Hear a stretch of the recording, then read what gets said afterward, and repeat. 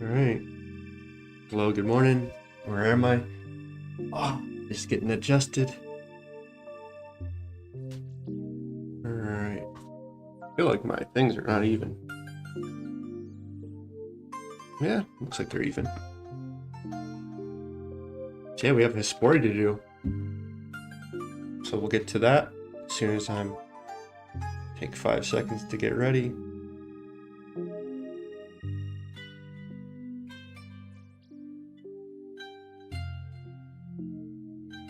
Alright, let's go do our Hispori, and then we'll do some farming contracts, and then we'll probably do our tree run, and then after that, I think we're on our questing grind still.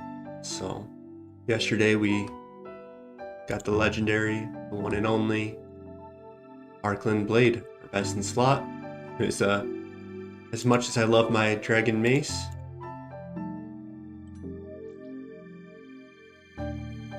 you know, we can go for an iconic,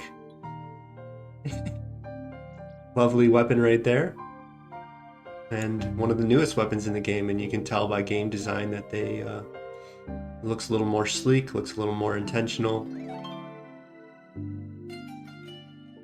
You know, it's not quite the iconic RuneScape look, you know? The thing is so big. Love it. But yeah. We got our Arcland Blade yesterday, and now we have, well, you know, Dragon Mace spec is not to be laughed at. It's not it's pretty useful. You know, we can go buy a Dragon Dagger, and well, now you look at that, we have our Arcland Blade most accurate spec that hits pretty strongly. Dragon Mace if it's weak to crush, and Dragon Dagger if it's just weak in general for increased DPS overall. So let's go ahead and use the Arcland Blade for the first time. You know, we killed some cows and killed some goblins yesterday. Our first spec was a 1 or a 2, I think. But let's see if it performs a little better at Hispori for us. And yeah, look at that setup. We actually have some DPS now. So yeah, let's go ahead and... Oh, I organized my bank off stream a little bit. You know, nothing too exciting, but now it looks a little bit more intentional. Sulfur Blades, I think your reign has ended. Dragon Mace, I think you're a niche weapon now. Arcland Blade, welcome to the club. Alright, let's I also had yeah, let's do that later actually. Let's stay on task. You don't have to say everything right at the start. We got a lot of these black knives. I don't know, are they... Eventually we'll use them at the Hispori, I guess. I'm just looking at how they compare. You know, you can just use these iron darts, but they're only going to last so long, and then rune darts we probably want to save. Rune knives you probably want to save, and so yeah, we're going to run out of these relatively quickly. But we're going to be getting on to 73 sailing soon, and we'll start collecting more and more mithril and adamant random weaponry from doing salvaging. So we might not actually run out of effective darts for Hispori here. Alright, how's our setup looking? Pretty nice. We got our... We look like we actually match. You know, the green is by itself, but our best in slot cape. Oh, we moved everything. Oh shoot. Where did I put my turtle shell? Right here. So before I had it kind of over here, so I'll be able to find it pretty quickly. It's right there. I wonder if I should replace it with like this. There we go. So let's go swap. And we don't need our rune sword up here anymore. And yeah, let's go ahead and I guess we'll put it right here and it'll kind of be even with my best in slot shield. So.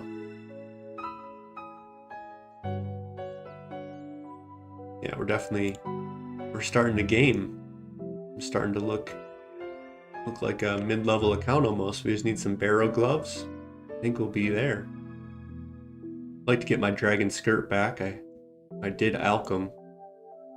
Needed the money. Early on, we got the dragon skirts from the wilderness. And, well, 60 defense, so we can go and get them. But on that day, we'll go get it. Not today. Today, we'll go do some Hispori, get some questing done, and continue on.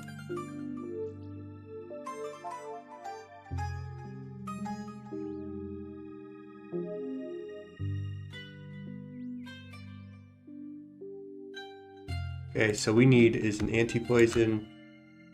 I wonder if I should use my super strengths here or not. I feel like, yeah, we're gonna have to go get some more super strengths, huh? Do I have? Okay, cool. I have 30 of them right here, so I just need raw meat and I can go and make more. So that's very nice to know. I'm starting to stockpile some ruby bolts. We'll be using those not that much time. So I have all that. Yeah, we need darts. So let's go ahead and grab, I guess, iron darts. And then we'll need just food, right? No, we need to get our farming stuff. Where did I put my Hisporis? Tab 6. At the bottom. Let's go get our bottomless bucket real quick. Let's see if we get blessed.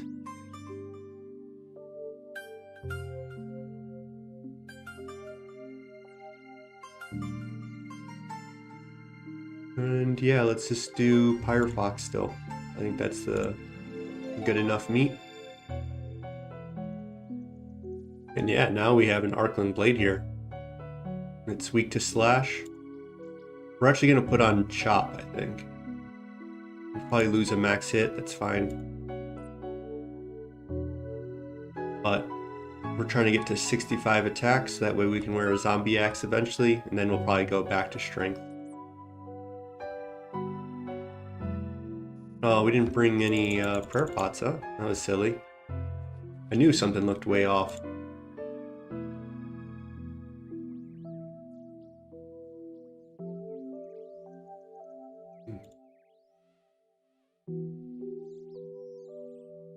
Three of them should do. I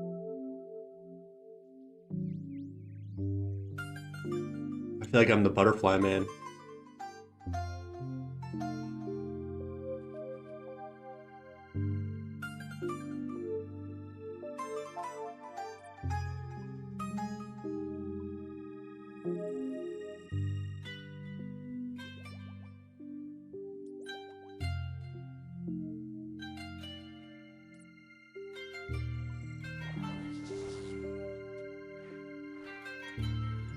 Alright, let's see how our new Arcland blade will perform.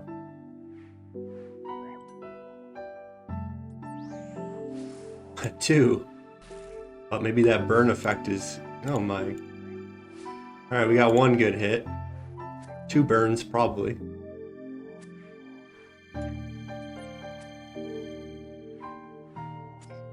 Yeah, when I really get into PVM, I'm going to have to play with my audio settings a little bit, because it's kind of difficult to hear. I don't want it to be too loud for anyone listening, so we'll have to maybe do some test runs.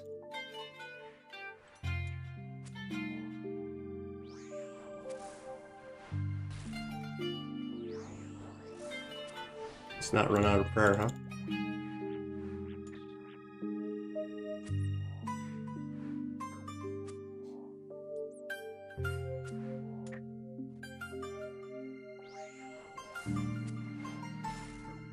Especially look at that now. I think our volume's a little low to begin with.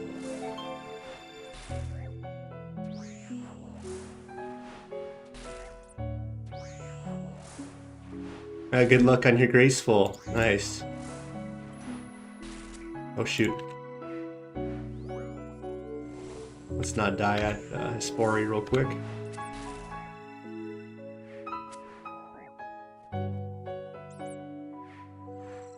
You're still in Mauritania then, probably, yeah? Or have you moved on? Alright, looks like we had good timing. We killed it on the last... Oh, Hespori Adept. Would you look at that?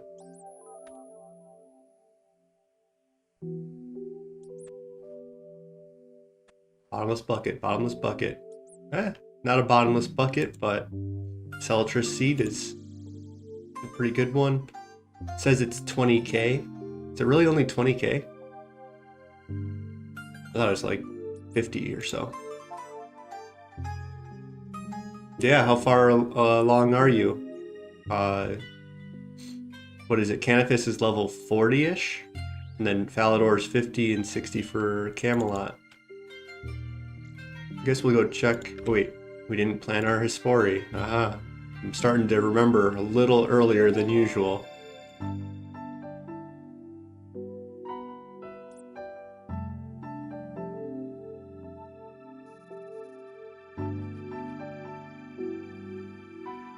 Okay, let's go ahead and check our maple.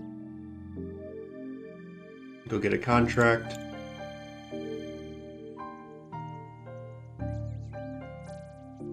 Watermelons. I think watermelon's a good one because then I can just fill directly into my compost, which looks like it's halfway full at the moment.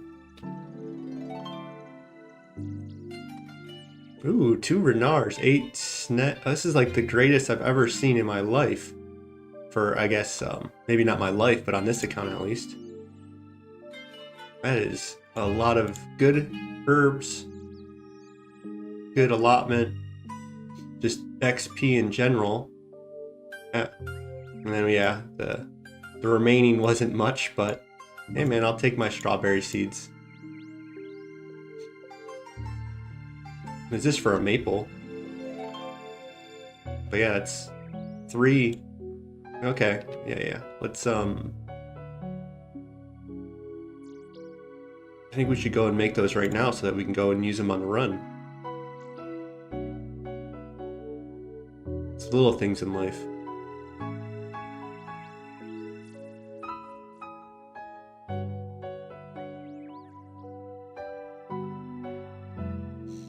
Okay, I'm just looking to see what saplings I even have. So yeah, it looks like we have plenty of tree seeds, but we don't have fruit tree seeds, but not many tree seeds themselves. It looks like, yeah, we don't have any teak hardwood, I guess is the name I'm looking for. And I knew I had 8 of them in here too, so.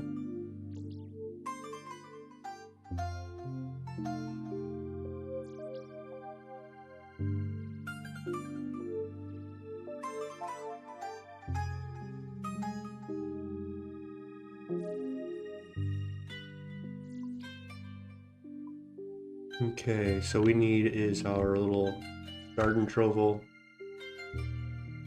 water, some of these.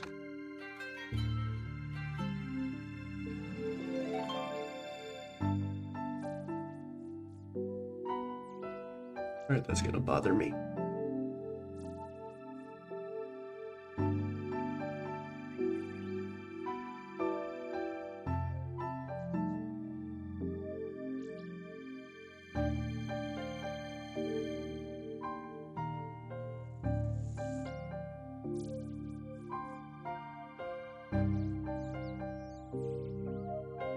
Okay, I need to start concentrating a little bit.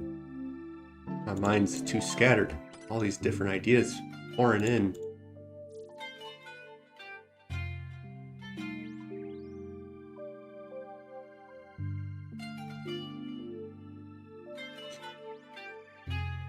So yeah, I guess that's why I just need to bring this over and discuss it. Is I just came up with it this morning, somewhat of our current plan. And so yeah, I think we're going to be looking for some upgrades shortly.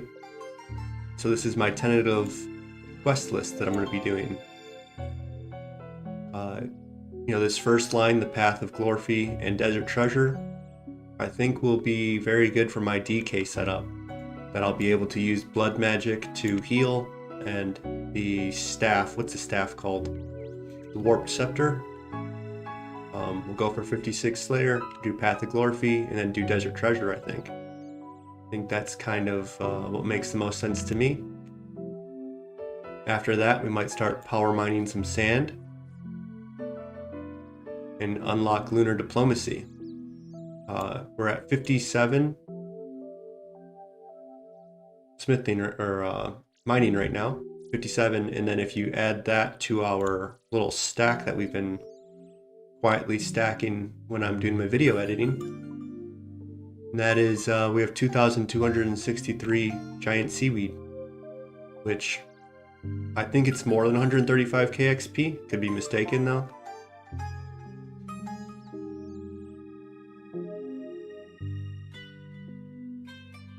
I don't know if that takes into account, glass blowing into whatever I turn it into.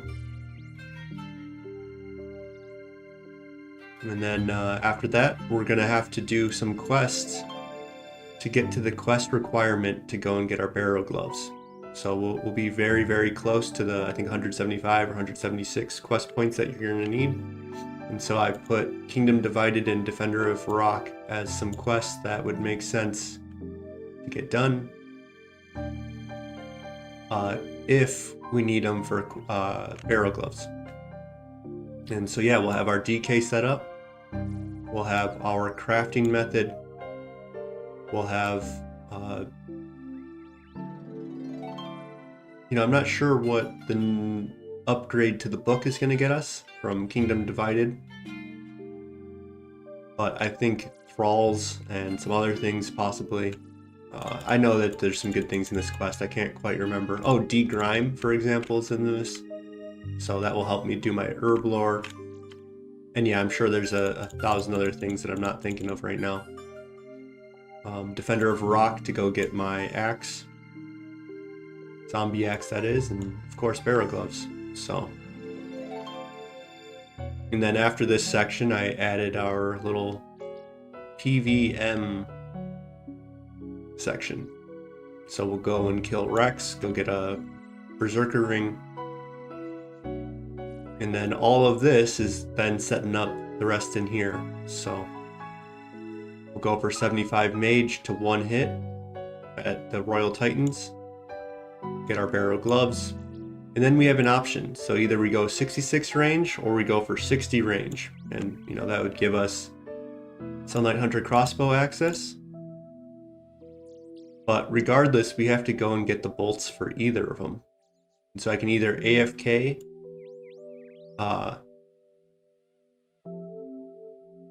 and gather salvaging, go salvage on the seas, but I'll need 73 sailing, 59 construction, so that I can go and make an Addy helm to get into that area where the Martial salvage is. And that would get me Addy bolts, darts, and nails. So I think that's kind of pretty clutch for the account. Just to be able to AFK all of that without having to go out of my way. Otherwise, we have to go and hunt sunlight antelopes. And if we look at our tab over here, we have 552, so that might get us a little bit of some kills, but we could also save that for the wilderness. So the question is, do I want to get to 66 range before, or do I want to get to 60 range during Royal Titans? And my heart is saying, my heart is saying 60 range makes more sense first, and that ruby bolts and diamond bolts are going to probably be pretty effective. Like honestly, I don't even know if I need diamond bolts, because if I just ruby bolt spec the boss, it will then go into that mode where it's the enraged phase of the boss, right? And at that point you'd use melee, so I think I just need ruby bolts, but who knows, we'll see when we get there. So yeah, let's get going on the questing then. And I guess before then I want to do a farm run though.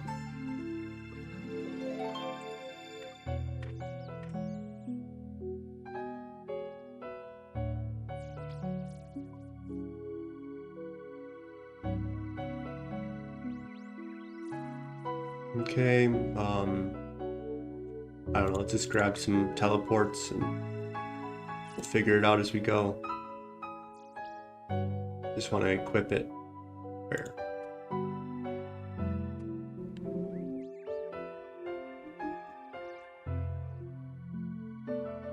I guess before we get going, let's go and finish our contracts up. Let's bring our volcano. Oh, we don't need that yet. And then our farming tools. Okay, very nice.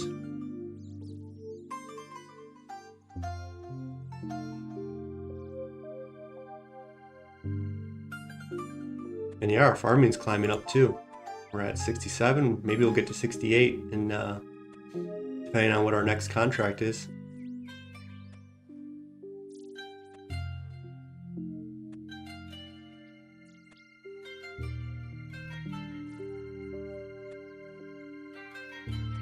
Oh, it looks like we can take from here. That's weird. Why is it open still? I must have got distracted or something and I was harvesting or so. Or maybe I didn't have volcanic ash on me. So let's go check that out. Past me didn't set me up too well, huh?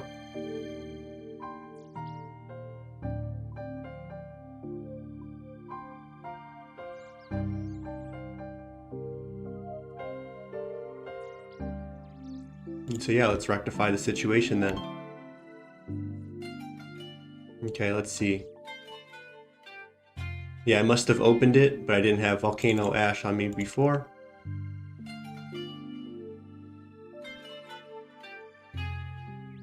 And looks like we have the perfect inventory space. So we'll grab 15 and then 15 more. Yep.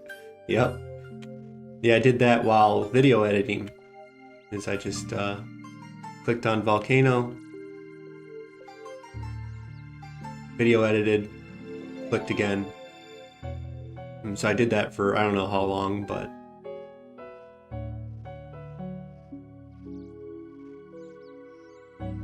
now we just need to get the drop from Hispori, and then this will turn into 6,000, right?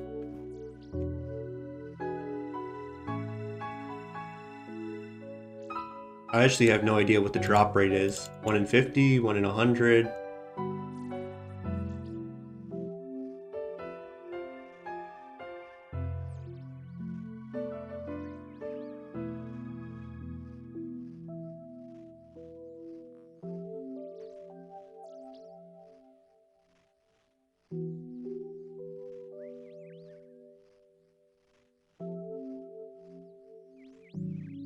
We did some AFK salvaging yesterday, got ourselves a good money stack.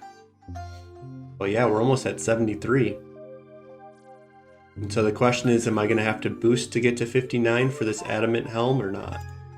So at 59 you unlock the, oops, let's go sailing actually. Sailing and then probably boat facilities, I think. I don't even have an adamant adamant salvaging hook yet.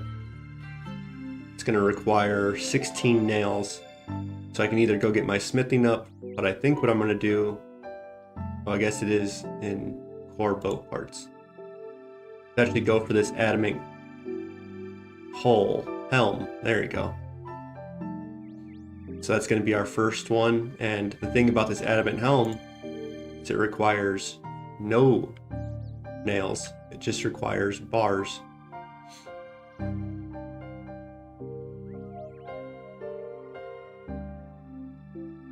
Ah, I see. So there's 3 different things: a raft, a skiff, and a sloop. So we're going to use a sloop. That's going to require 4 planks and 8 bars.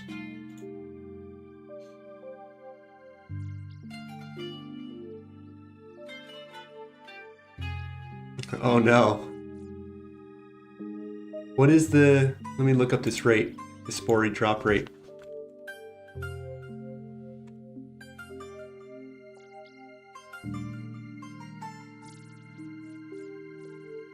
I typed it in 1 in 8K for the Tingle route, huh? Okay, so 1 in 35 if my if Bing is correct. But yeah, let's look at the actual wiki. Tangleroot is not 1 in 8K. I swear all this AI stuff just makes up whatever it wants sometimes. Oh, it actually, the Tangleroot pet scales with your level from 65 to 99. What did it say, about a 1 in 5K there? Talking about 1 in 5K pets, 2 days ago, I got the Dark Core pet from Corp. A 1 in 5K drop at one of probably the rarest pets in the game. And it is beautiful, I have to say. So yeah, it's a 1 in 35. I should almost, oops. Let's not override my stream. There you go.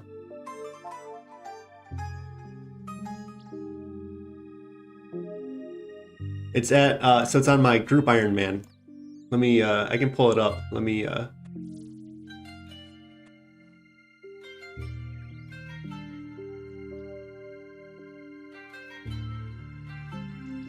sorry about that. I really need to turn off some of my, my red notifications, but it's way too convenient when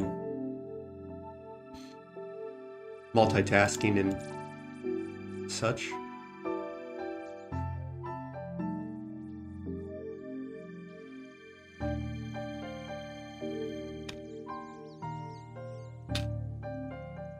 Alright, Quorm. Not too bad, I guess. Snape grass, papaya. Everything else I'll probably never use, but... So yeah, that's my other account, Gandalf the Guy. And I guess we'll slide him over.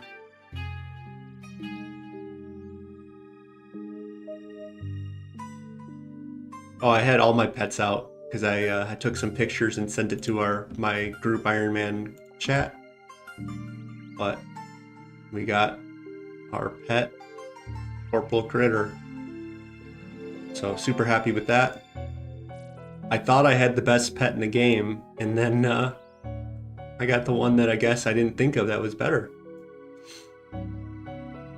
So we'll go ahead and pick him up. And Yami was the pet that I thought was the best. It's like, oh, look at this thing. You can interact with it. It was new at the time. And he's so big. How do I emote? It has sound effects.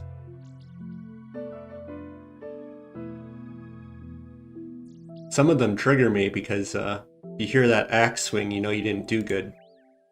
I want to get to the one I like the most, which is, I think, this one, hopefully. Yeah, he just sets up.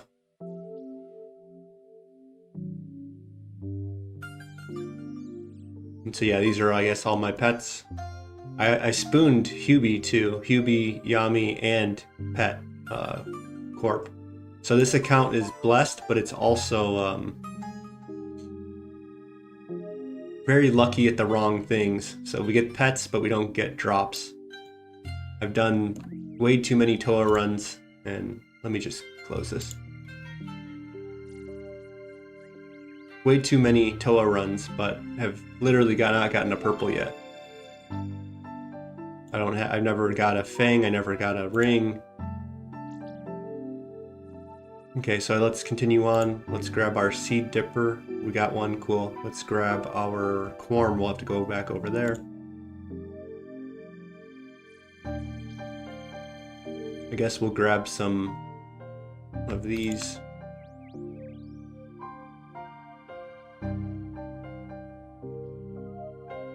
Yeah, so I just moved back. No, I'm still playing the group Ironman, I guess, but I wanted to do an Ironman on my own. Let me get this going real quick. Yeah, I moved for, oh shoot, that wasn't well thought out. I guess I could have ran and filled it up first, but we'll fill up our compost another day probably.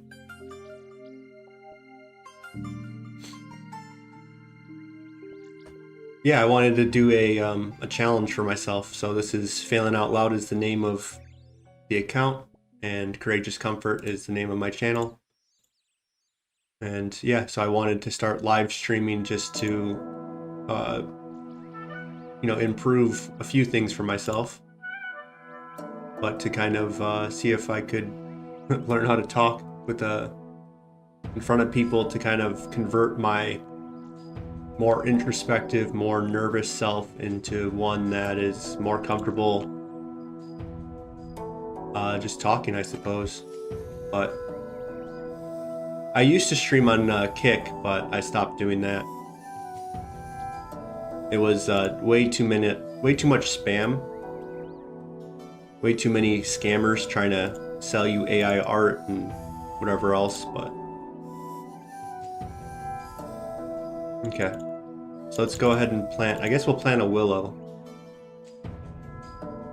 We can do a maple. Why not? Okay, so we'll want a maple, and then we want his watermelon.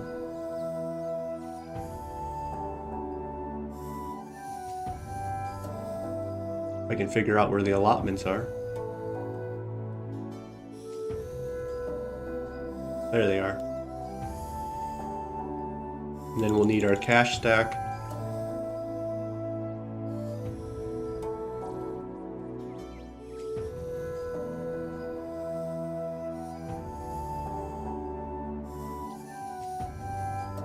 And then finally we can get our jengerberries. But let's put one away and grab, I don't know. Let's just do toad flax, why not? Oh, I guess we already planted our corn, huh?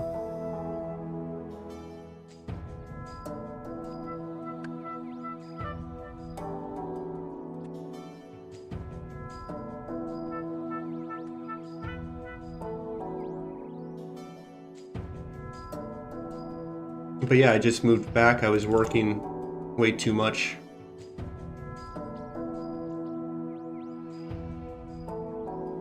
And I have some money saved up, so I wanted to do some creative endeavors.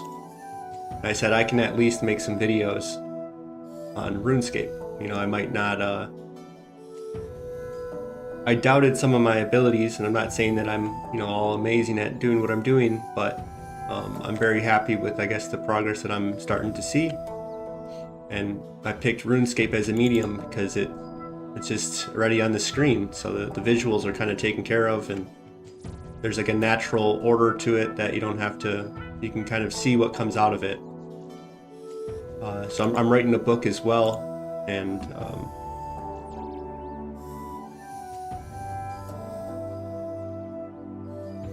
but yeah, this is, I guess, a little bit more of an active challenge, something that kind of, I guess, anchors me more. I can write a book and never release it, but this kind of puts me out into the world a little bit more. And yeah, I've just really been enjoying it. So I don't think we put super compost on our herb, did we?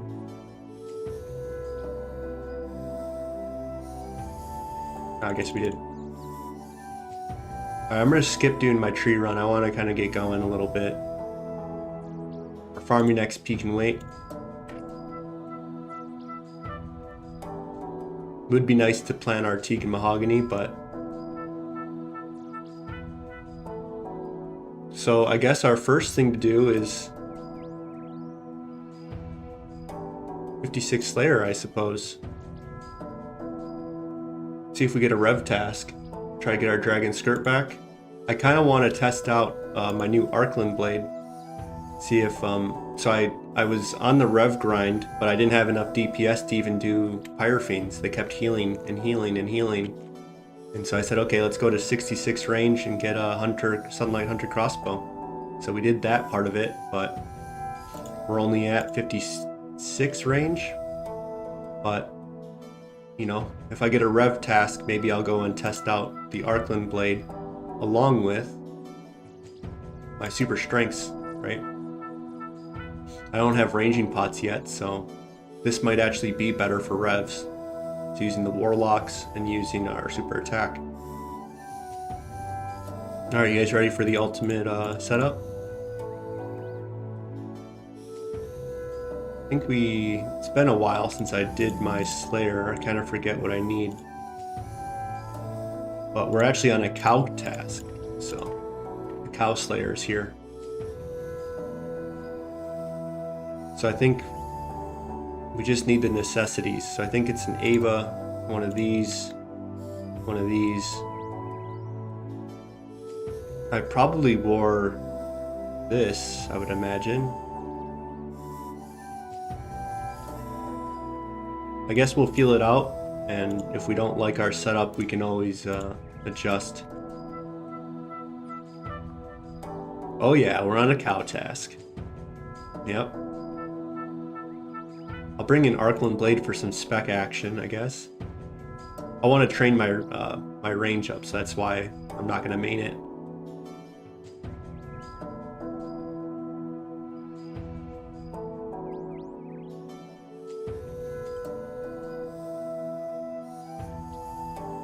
I feel like run energy is going to be so much more important than this, so I think that's what I used to wear.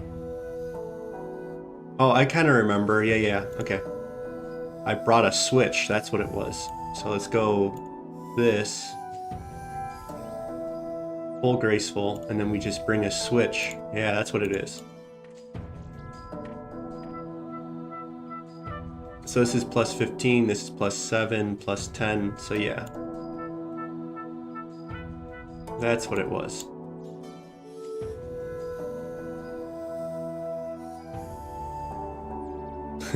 Bottomless milk bucket.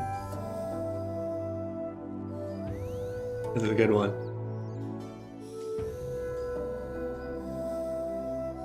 Okay, so we'll want a birth rope teleport. And yeah, I think I just go and figure it out, I guess. We need something we just go and bank instead of just sitting here hemming and hawing about what I need and don't need. So I guess let's go air staff. And then just get rolling. So Lumbridge we go. My ultimate Slayer setup. So yeah, our Slayer, the way we're approaching Slayers, we want as many rev tasks as possible. I stopped off to get my stats way up because we couldn't kill the Pyrofiends without them healing back at the revs. And so since I couldn't even do like the first effective one, we decided to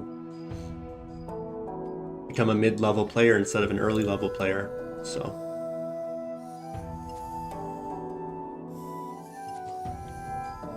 and so yeah, we do rev skipping is what I'm going to call it, I guess. There might be a more official name. But essentially you go and get a task. We're on rapid, good. And if I don't like my task, I go... we're actually... So my first challenge, or the only RuneScape challenge I gave myself before starting this was to go get a Voidwaker. And so I want to go and hopefully get a Webweaver bow. But if I get an Accursed Scepter and a mace before then, I think we might just start going for the Voidwaker with those two weapons and maybe skip the Webweaver. But ideally I get a Webweaver bow.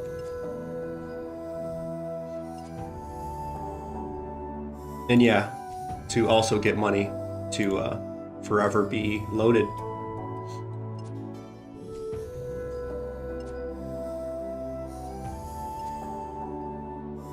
Alright, let me turn this... Yeah, so much better. Sometimes I have this without realizing it, and it just feels so squeezed in.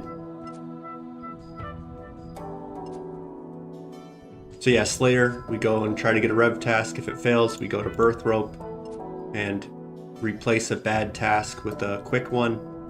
And then every 10 tasks, we go and do a Konar task. And so that was my initial thing that I did was, okay, well, now that we're approaching 50 Slayer tasks, let's stop off, do Konar, so that on the 50th one, we get the big boost.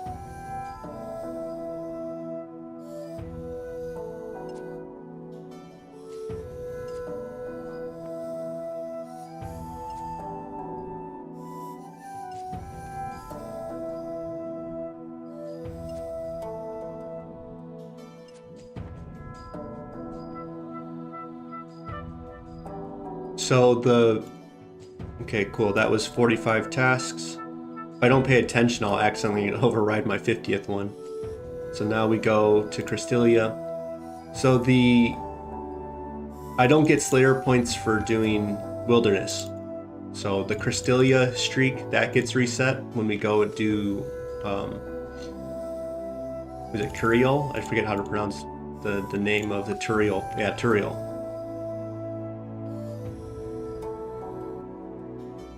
So what was it, DKS or DKR? Yeah, so it resets your Wilderness points. So I get no points from doing Cristelia. But the Turiel skipping, that remains. Alright, Black Knights, so we'll skip that. Go to Birth Rope. And then I guess we wear our Graceful so that we don't run out of run energy. I guess we have steel arrows being collected, I don't mind that.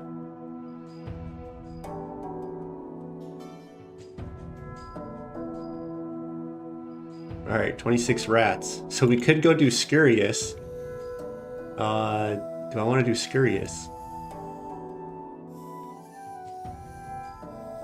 I don't know if I'm set up.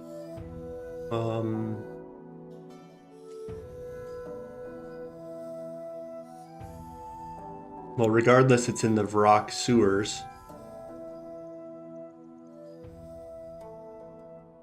I just wanted to... Well, I guess it's good Slayer training, too. What level do you need a Slayer helm? I feel like it's 55 some reason. Or is it 50?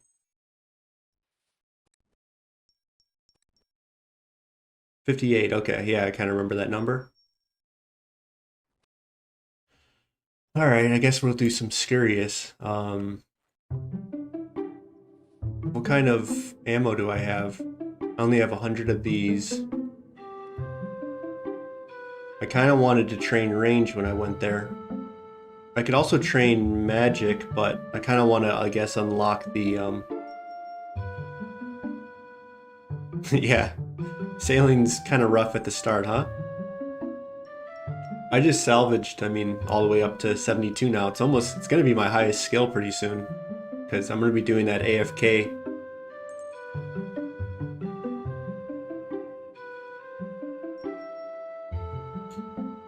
Okay, it's only 26 of these. We'll figure it out. We don't have the best supplies. But I think we'll do... I think we have to do range, and I think we have to do adamant arrows. I want to save my rune arrows for actual, like, important things.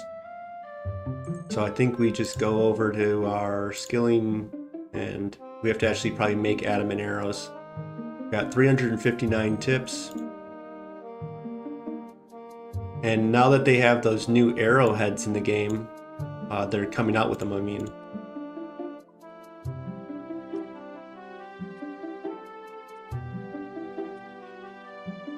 Yeah, the sailing stuff is pretty expensive, huh?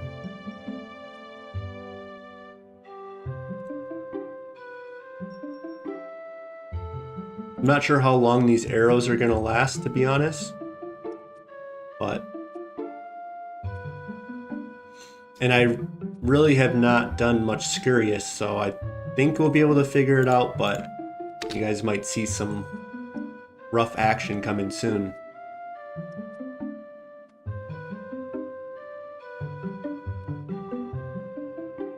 Don't ask what rough action means, but it's what my brain came up with.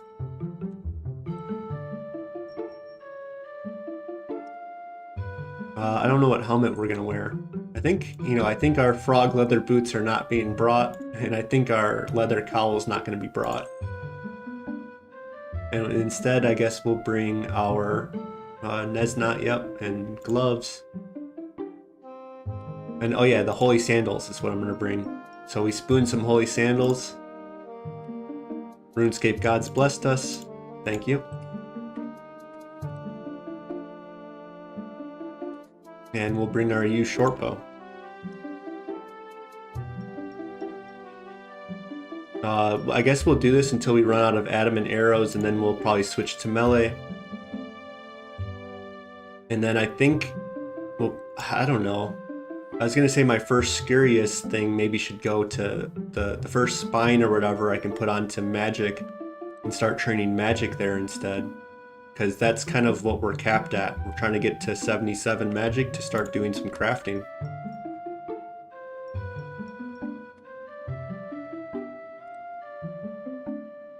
Okay, I don't know what I need, but I guess we'll figure it out as we go.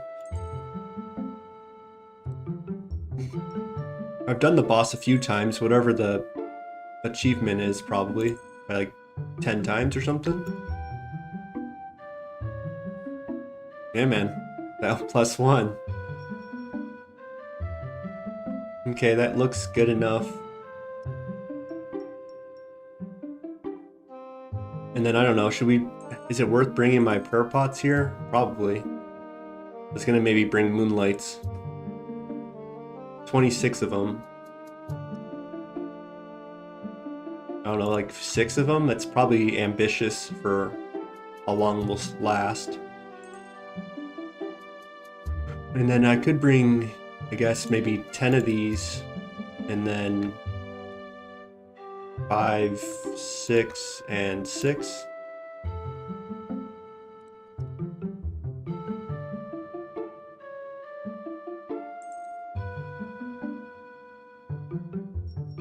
And yeah, I think that's our setup.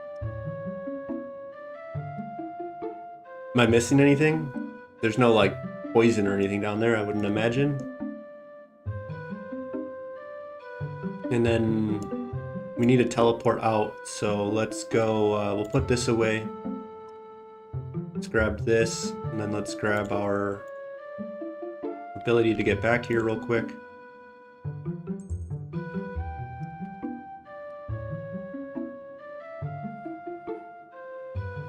Alright, nice.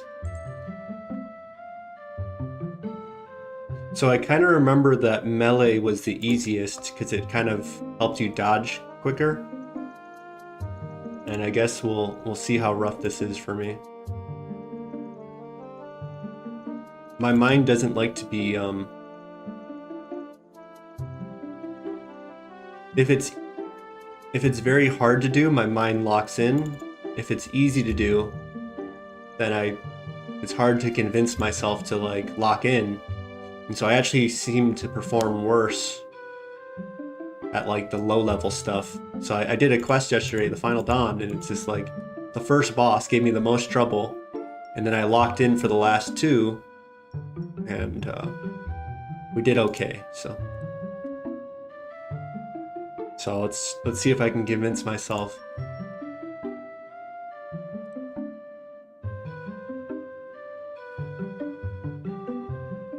You don't need like a rope or anything?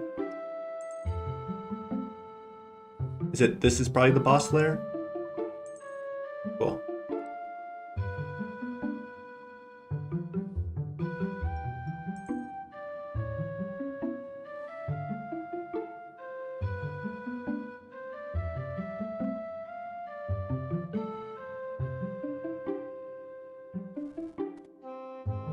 What's KT?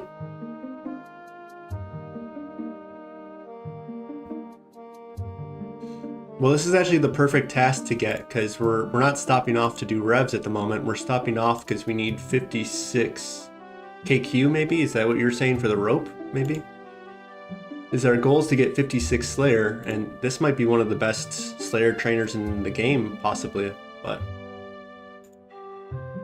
Okay, we're on Rapid. I don't really know what my quick prayer should be, but let's go ahead and go Eagle Eye and protect from range, I guess. And, or protect from melee makes the most sense probably, right?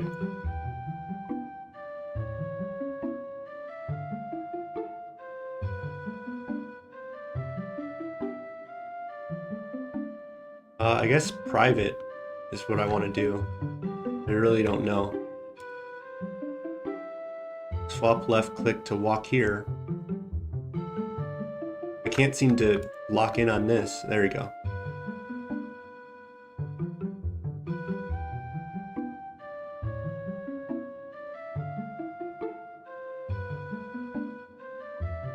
Okay, wish me luck.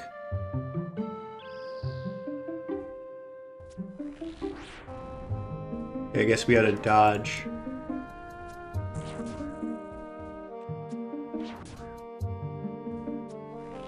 Seems like we can't hit him.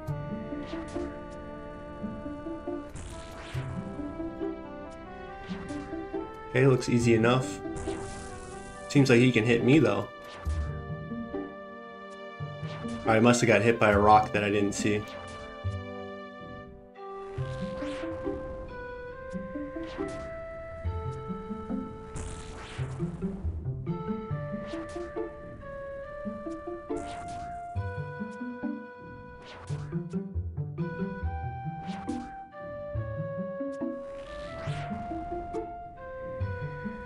Okay, looks like he's gonna go do his thing over there. I don't know, is that range? That looks like magic.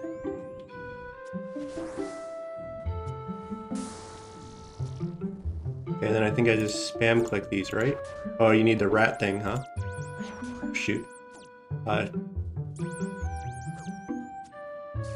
So at least it's a one hit.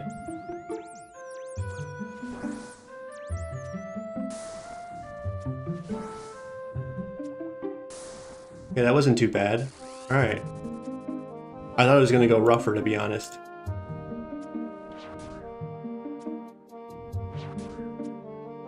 So my biggest fear is doing easy bosses on stream, because it's like, I should be able to do this, and then that's when you're gonna mess up.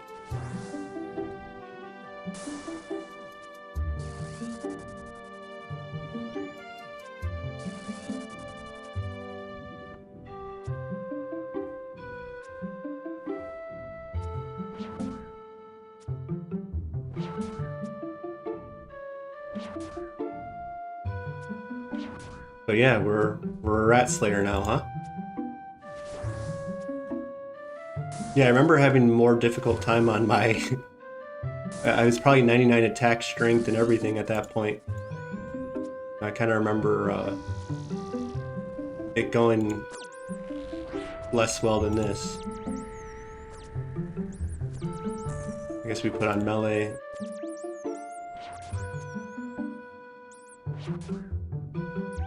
Let's see what our XP... Do we have an XP on? Let's go ahead and reset all. And we'll see at the end of the run how far we got. Okay, let's make sure we do our prayer switching though.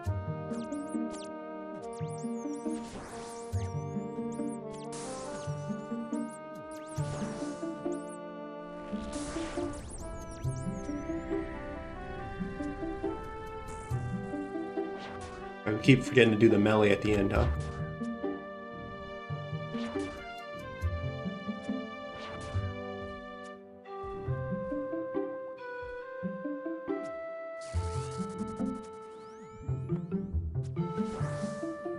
Oh, I didn't think about that, huh? I can't tank them though. I don't have enough defense, I think.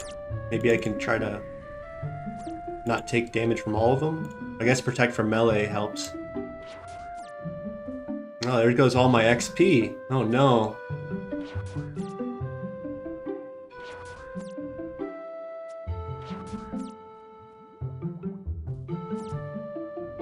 Can I stand next to him and maybe I don't know.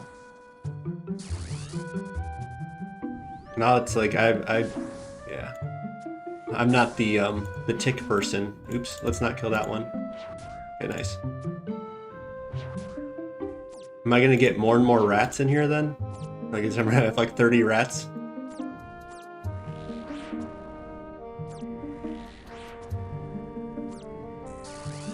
Ah, shoot.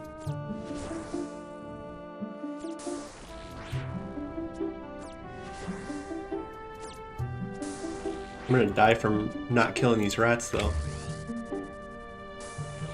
Okay, I think, do we tank the boss? No, probably not. Oh shoot, I was in a better spot. I guess we're gonna need a bigger rat task, huh?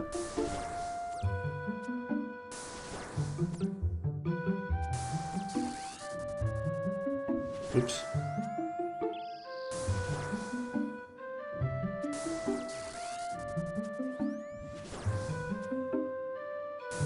Yeah, I don't think I'm gonna do Scurious on task then if I'm just, like, it's just gonna be annoying to kill these. And, like, let them kill me. So someone asked what the,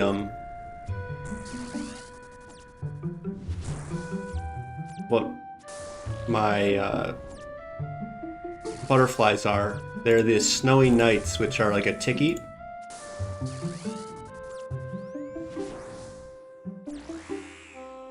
Alright, do these disappear, or are they gonna remain here the whole time? Well, that's annoying, huh? I think we're just gonna kill... Oh, shoot. We're gonna die. I can't eat this when they're hitting me, right? Yeah. I think we're just gonna kill all these and just be done with it.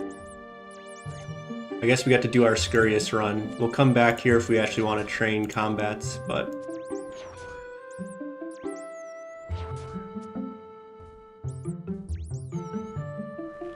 But yeah. Oh, wait. I still have one, I guess we'll just kill a rat on the way out. Oh, that makes sense. Okay, the next rat task, I guess we'll do that. Well, that didn't go well. I guess I didn't think about how you'd handle all those little guys. But yeah, there's 1,000 XP, it says. It's something.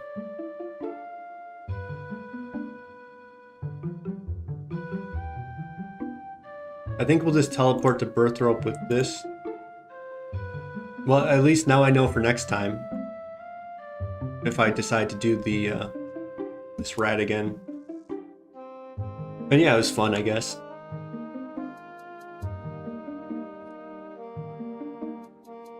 But yeah, I mean, I find it super annoying that I can't actually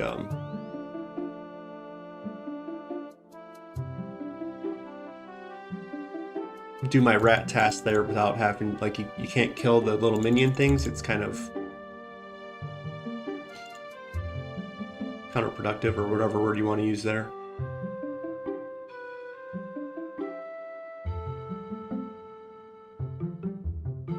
Yeah, it'd be nice. I guess you need to do, oh shoot. I should have went to Konar, huh? But yeah, birds, I have no idea. What do I do on a bird task? I don't know if I've ever gotten a bird task before. Like seagull? Yeah, let's just go to, let's go kill some seagulls. I don't have to look that up. Falador ducks? Oh no. Turiel skip and Turiel skips. That's the name of the game. Good thing it wasn't on my 50th task, so... On my 40th and 30th task, one of them I just Turiel skipped my... instead of getting some actual Slayer points.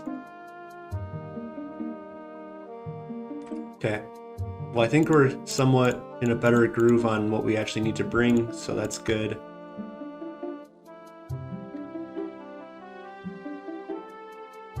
Oops.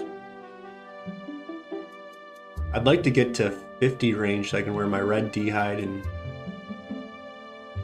and if we get a spider task, that's actually one that we're looking for, so we can go kill fever spiders to get our red D-hide chaps.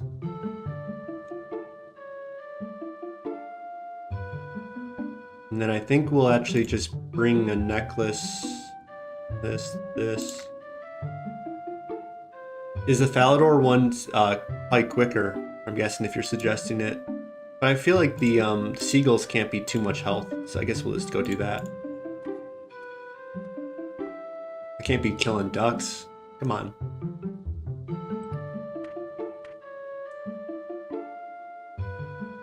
I'm actually not a fan of ducks, if I'm being honest.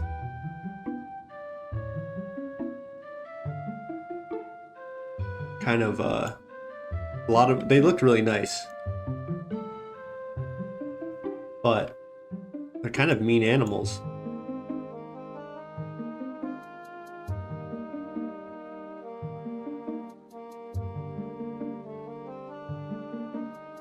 Oh, that makes sense. Okay, let's go kill some ducks.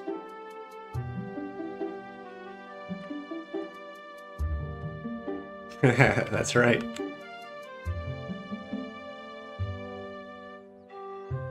Okay, looks like there's at least 4 of them. That's good.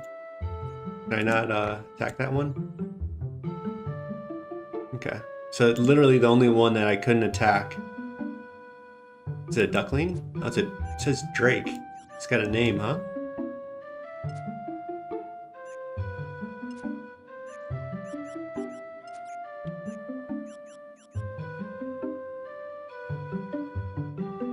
Oh, this one you can't attack either, huh?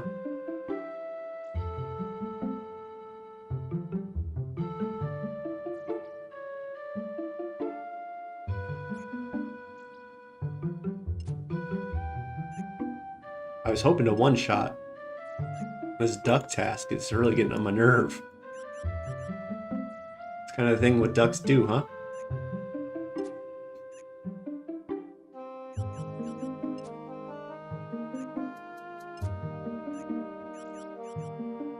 But yeah, I was on the island of, in Hawaii. I was born in Kauai, but I lived there for 2.5 years or so. And I guess it's a goose. It's a nene goose. It's a protected animal. It's like a sin to... They're like the stupidest animal. They're not intelligent at all. And they get in the way of cars and...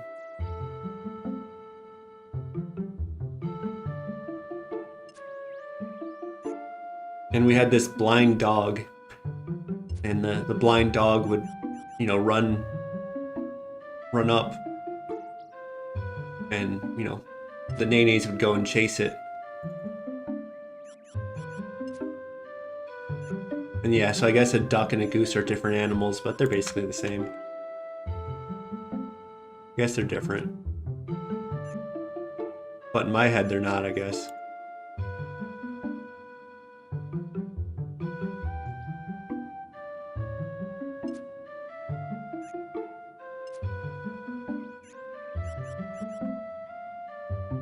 You guess I can call myself... I'm all for conservation, but I guess I'm not for... Okay, so I'm gonna say my weird thing of the day is that I believe in nature, and so protecting an animal is like you're babying it. Like it's not actually like natural, and that it doesn't really need your protection. It needs to kind of evolve or whatever. And if it's not capable, then it's kind of like you're bending nature to like baby it.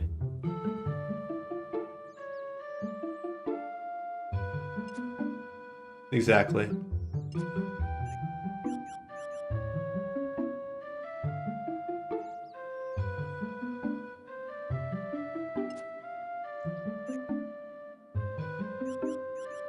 All right, let's go. Now this time, let's actually go back to Cristelia.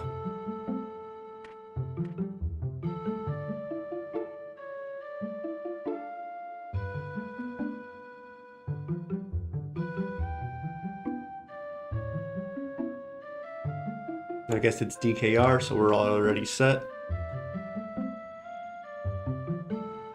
And so yeah, there's just all these people, I call it like the Disneyfication of the world or whatever. And there's more aggressive ways of saying that, but I try not to make things too political. And yeah. 88 mammoths. I think we'll skip it, it's too long of a task. I do have a main, but I haven't played it in like 4 or 5 years maybe. Yeah, we're gonna skip the mammoth task, so let's go ahead.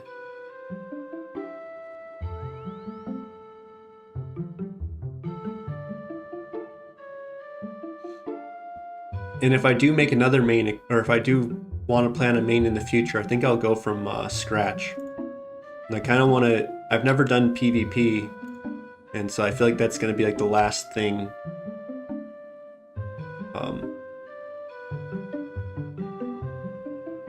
Like that might be how I start my, if I was to make a main account, I'd want to do some PvP, and for that to make all my money basically. to then go and buy all the skills and everything like that. So let's go Varrock.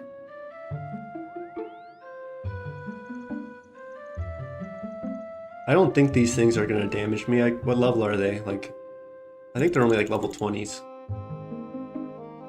I see that I only have 36 health. That's why I'm kind of wondering. But I think I can shoot over things too. And I really don't think these things have much damage. So.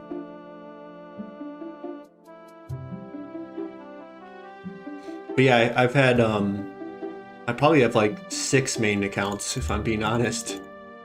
So I started playing in probably like, I think 2002, 2003, 2004. I want to say 2002, maybe even 2001 for all I know.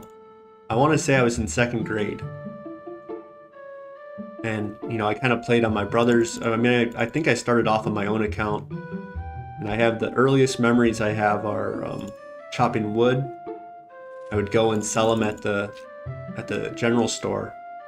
And I would try to I was trying to make money. The one I remember is going for full mithrils. In RuneScape 3, I think I had full Bandos, full Armadyl, and full, I think they had Zamorak or something. Like there's like a Zamorak armor that was equivalent. Oh, I forgot I have a spec on this thing.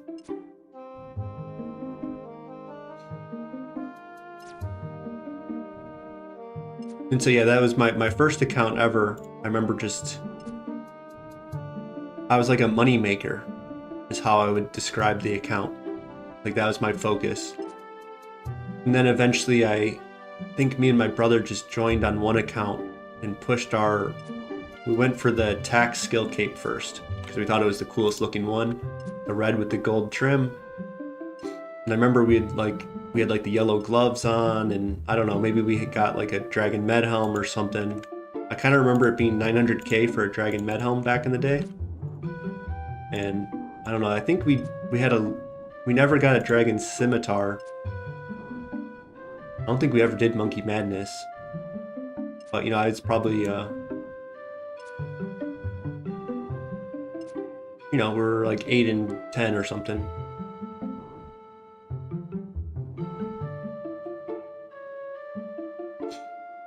And then eventually I got into mining pure essence and collecting white berries, and yeah, I think I'm kind of blending them all together. So that first account was like a wood chopper, and then I think eventually I moved on to mining iron and coal and selling it.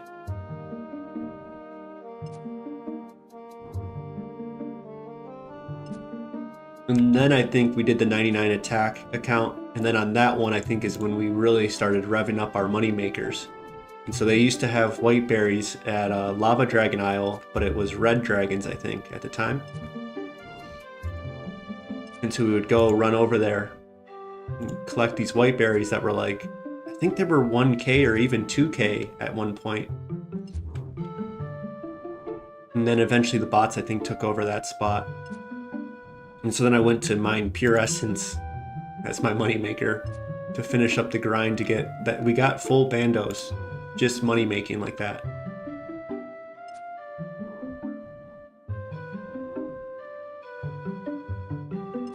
And then yeah, my latest main account was basically just a skiller, is how I would describe it. So I no longer cared for money. Oh, my task is complete. Thank you. I would be here all day, huh? All right, let's go. What are we at? 47?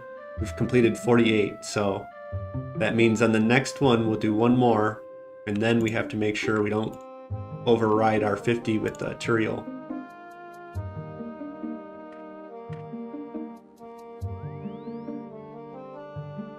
Good thing someone's watching out for me.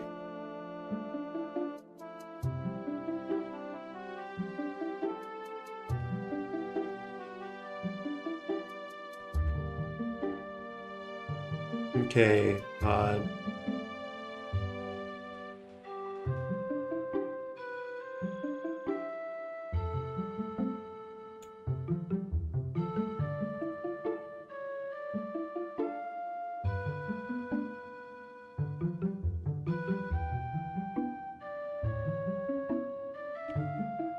fire giants.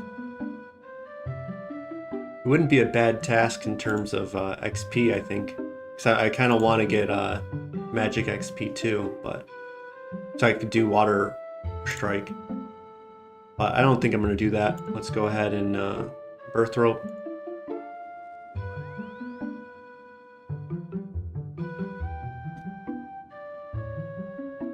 Oh, thank you. Yeah, that's my goal. My goal is to do my Bob Ross impersonation, so.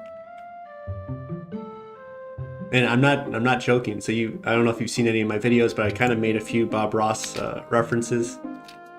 But my goal, I guess, is not to be Bob Ross, but that's kind of one of many people that I kind of, if I could be RuneScape Bob Ross was kind of like the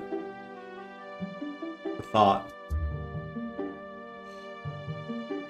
I think the ultimate goal is to be RuneScape Robin Williams.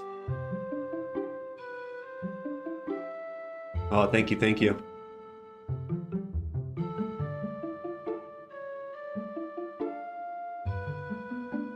I feel like I can't. Oh, I had the wrong staff on.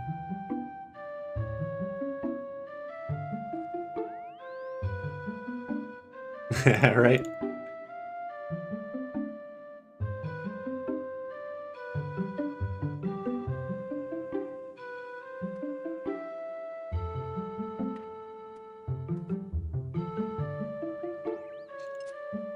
But yeah, I think, you know, I could definitely approach RuneScape in a Bob Ross way in terms of just like, okay, we're only going to skill now. Like, we won't actually do all of like the difficult, like, you know, it's going to be hard not to be swearing and such, and when I get super frustrated or whatever. But, you know, I'm not painting, so.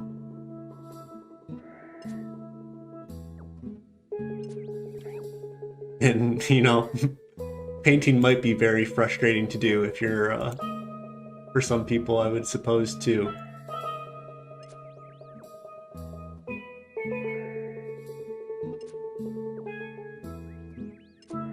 So yeah, we'll see if we can convert our happy accidents that we make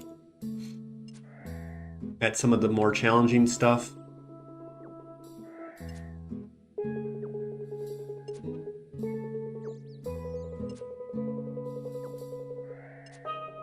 And so yeah, we'll just, it's good to have like somewhat of an image of what my goal is or what I'm bringing, but then just to let myself come out, basically, right?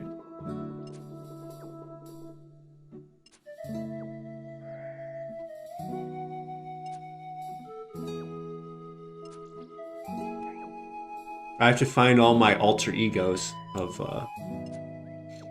you know, because it's, you know, courageous comfort. So the comfort part is probably the Bob Ross. So who's my, I need to find someone that's the image of the courageous, I suppose. Okay, let's teleport out before we forget again. Okay, so now we've done 49. So that means we can't go to Turiel after, like if we go to Cristelia, we have to cancel.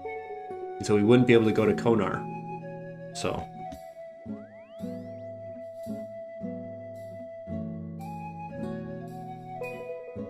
So who's someone who takes on challenges in a calm way, and it's not like a rush to improve, but just kind of like a, yeah, we just do it and we live life and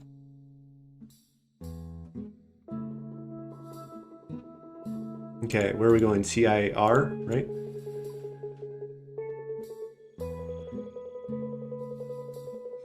I need to watch whoever that guy is. And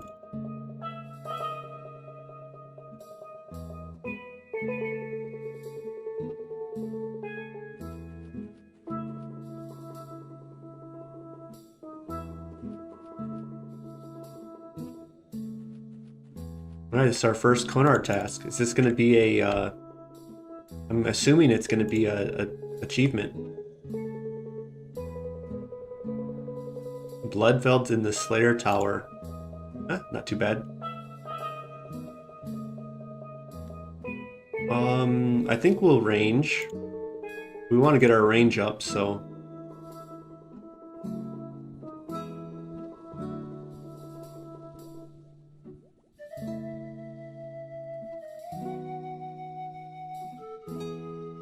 I don't really know what I need. I think I don't know if it's worth doing. It's been a long time since I really did some Slayer, but I'm gonna bring a chisel some reason. And then I guess nature runes. And we'll just get rid of everything.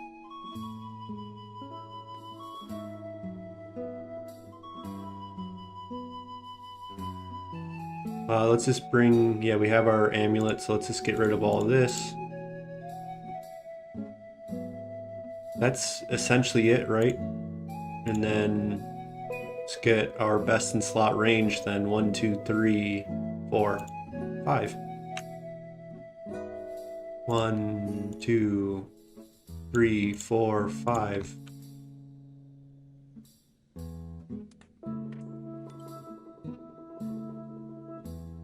No, it's a different system. So the wilderness ones never stack. If I complete a wilderness task, it's never going to give me 50 points or whatever.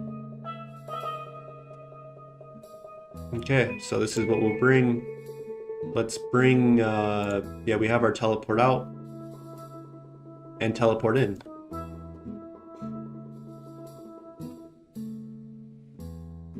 And then I guess we'll bring a little bit of food.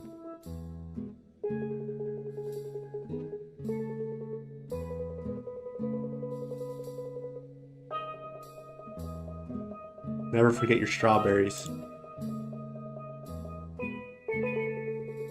We'll just empty it and go. You guys know about that tech, huh? So we'll bring 3 strawberries and I guess 2 pyrofox, just in case. I think that's overkill, to be honest. Let's just bring 1. Okay.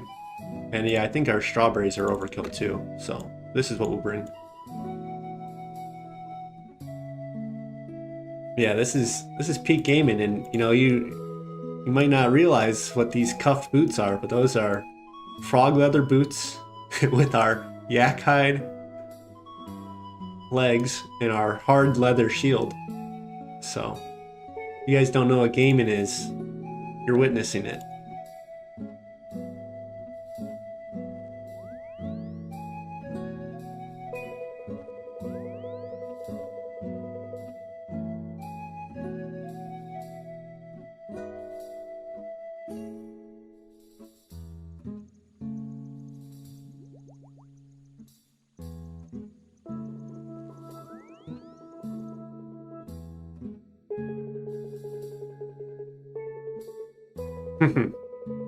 You bet.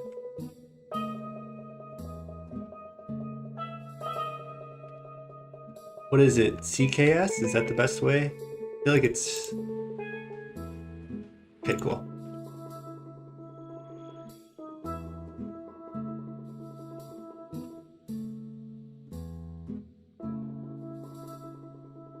Well, I guess we'll get to see how many levels we can get of... You know, I'm not sure what 131, how much health they have, but might be able to get up maybe to 58 range. That'd be nice. Maybe higher. Who knows? Okay, let's see. Should I just climb up? I feel like I might climb up on like the specters or whatever, and then they might knock me out with their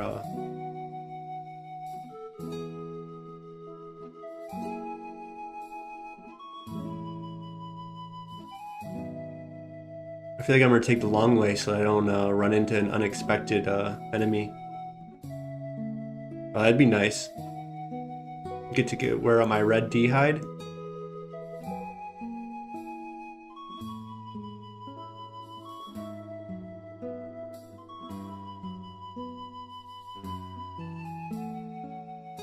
Yeah, I would have came up right here and then I would have gotten my range level drained, right? Maybe I'll bring a, next time I do this task. Oh, these things are gonna attack me, aren't they? And I don't have much run energy. Okay, they're not aggressive, cool. Oh look, I have a safe spot. Oh no, that was okay, never mind. Don't mind me. My true tile indicator looked like it was a safe spot I set up at some point.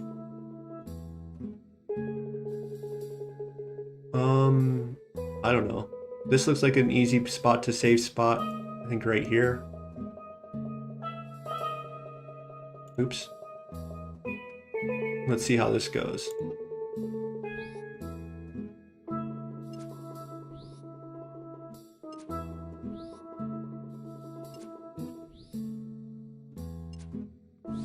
All right, 57 range. Cool.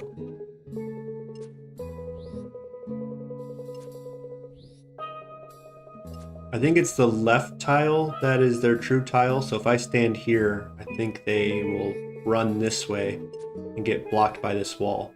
So I think both come in this way and come in this way. Hopefully we can trap them.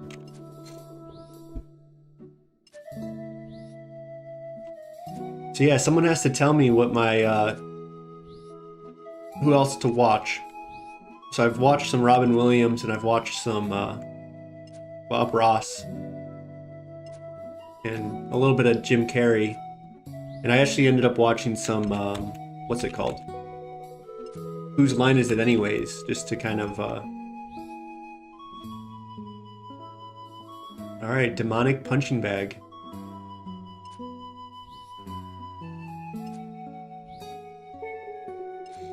So who's someone who's chill but takes on some like challenges? And I feel like that's maybe improv people, but I feel like that's slightly different.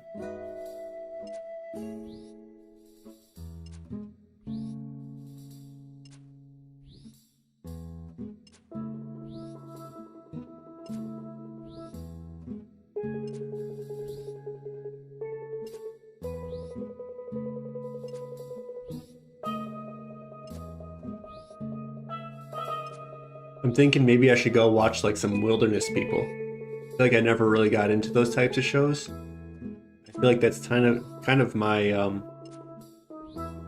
matches a lot of my interests, I suppose.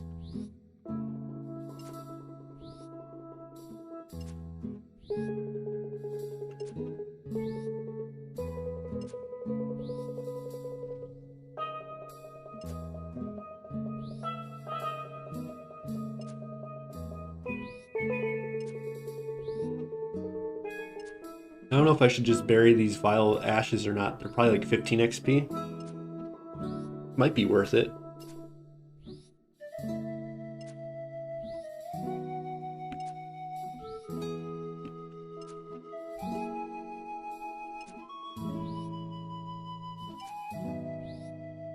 And yeah, how do I confirm what task I'm on? It says completed 49, so I think that's all the confirmation I need.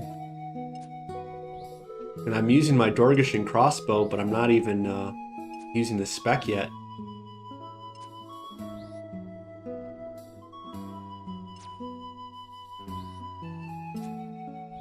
Nice, thanks for doing the math.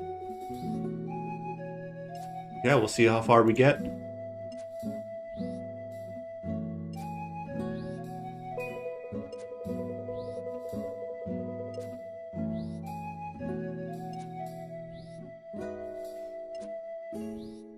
What do these even drop? So I have a look up drops. Let's see.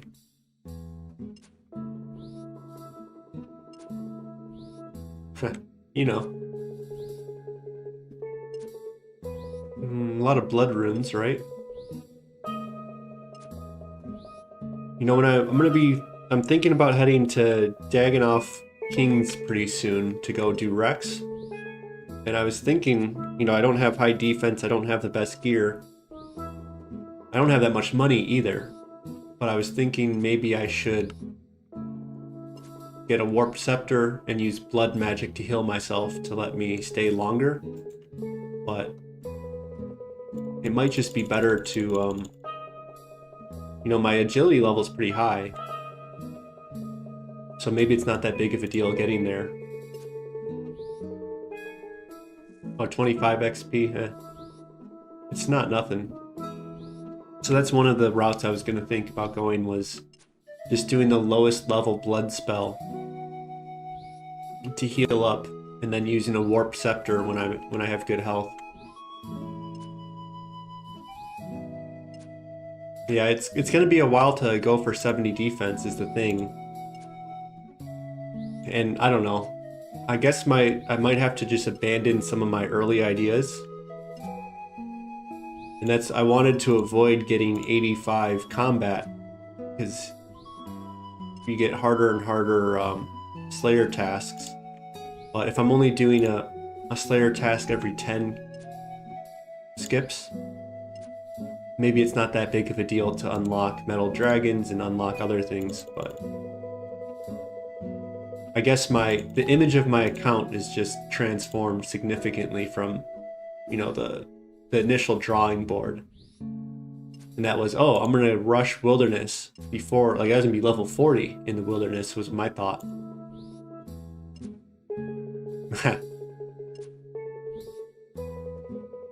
Well, math is math. We'll see what we end up with, and we'll go to the next task. And so yeah, if I stop off for 70 defense, we're for sure gonna get 85 combat, and maybe it's not that big of a deal. But okay, so there's a lot of different things that I'm kind of going for all at once. And so the reason I want to do Dagonoffs is to help me at Royal Titans. And the reason I want to do Royal Titans is to get the staff to go and do my magic grinds to get me up to whatever, 75 or 76. So I saw that they're like, sure, I could go and find a better... Should I just let this one go? Let's try to sneak behind the skeleton and see what happens. Yeah. Maybe behind here?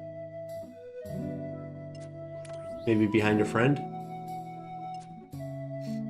Oh.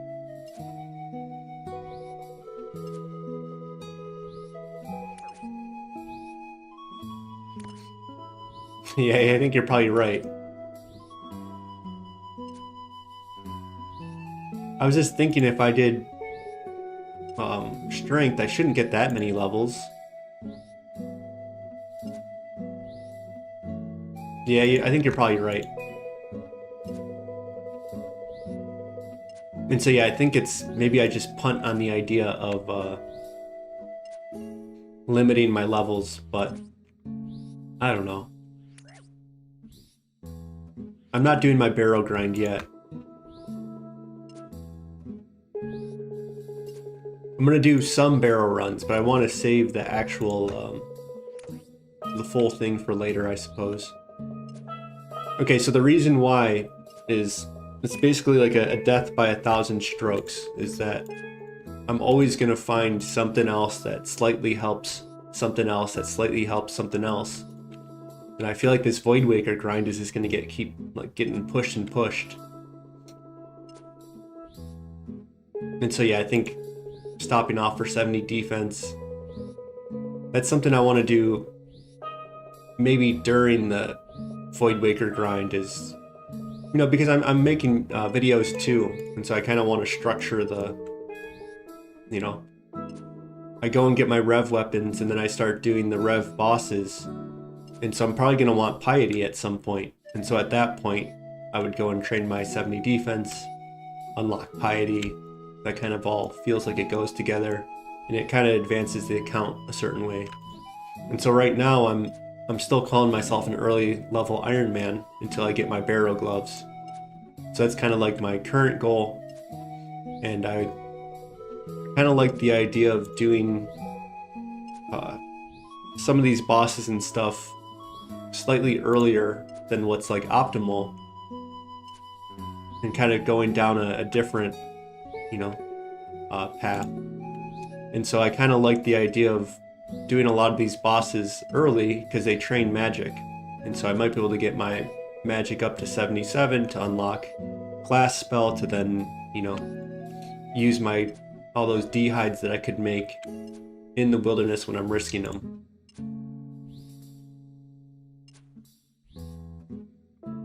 All to say is I'm not going to come up with an answer today on my exact path, I think.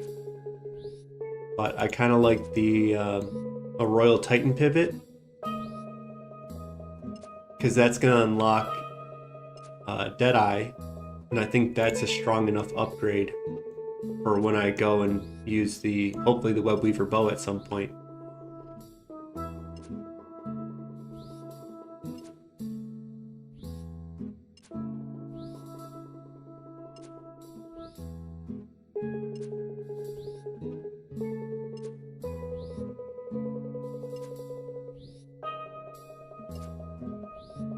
And yeah, so I guess if I don't go for that staff now,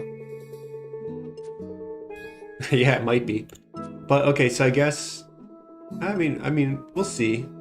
I think, I'm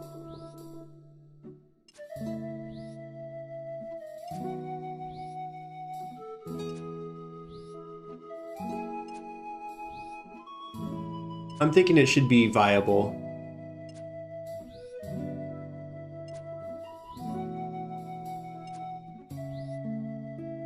Optimal, no. But viable, I think it should be good enough.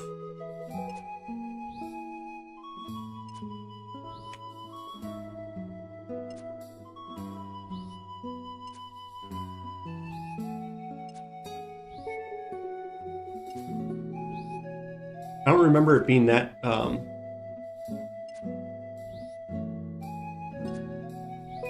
yeah.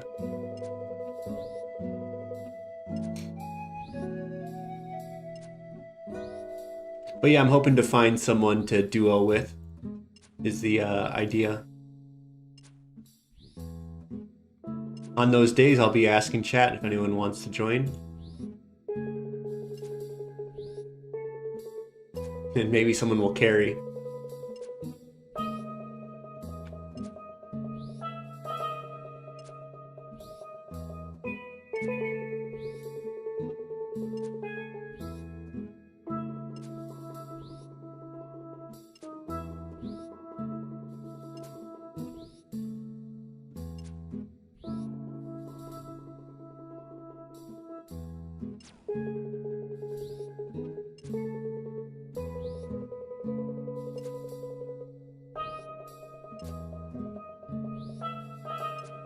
Yeah, I'm just picturing, you know, some ruby bolts going off. I got my Arcland blade now. Got a defender now.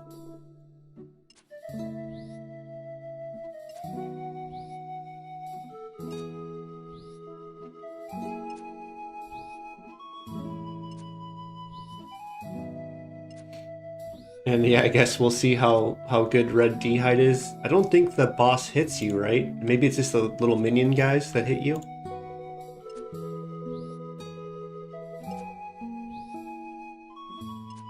Nice.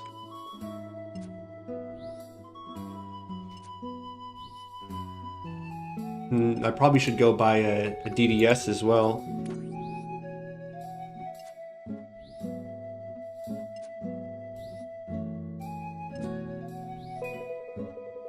And yeah, I kind of just, you know, I don't know on this account.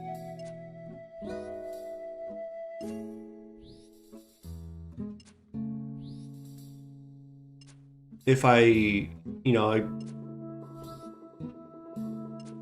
okay, on my other account, I was like 99 attack and strength, and I think, defense as well. With full piety, with full...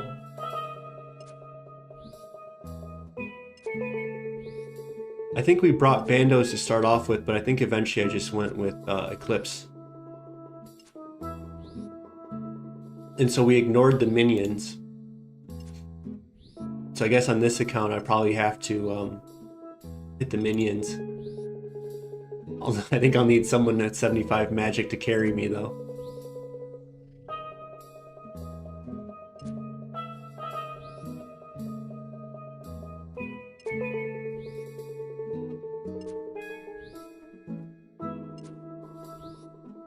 But yeah, I don't know.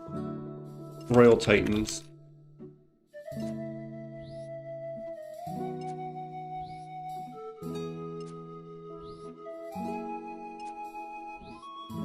I kind of remember it being fun and not too difficult. And I don't think the drops are that rare.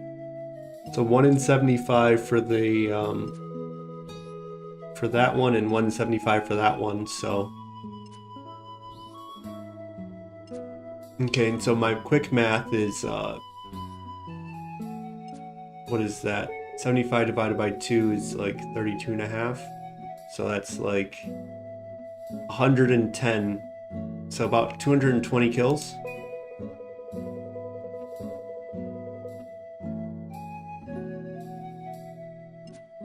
Yeah, you're right on that, the approximates, right? But yeah, so let's say it's 300 kills then or something.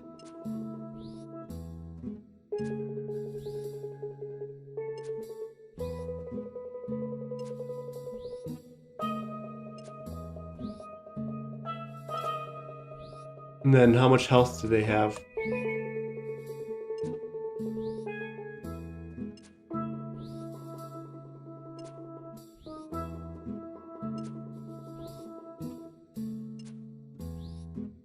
Yeah.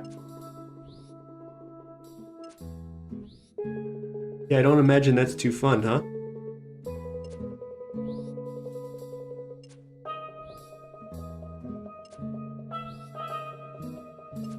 Okay, I should look into, I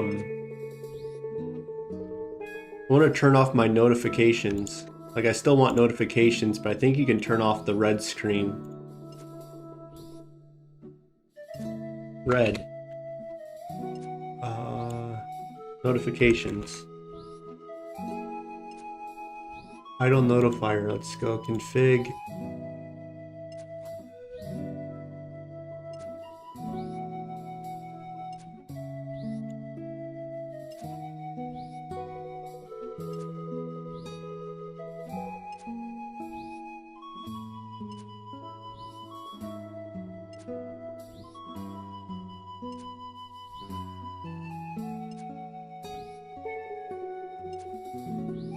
Okay, let's try RuneLight maybe.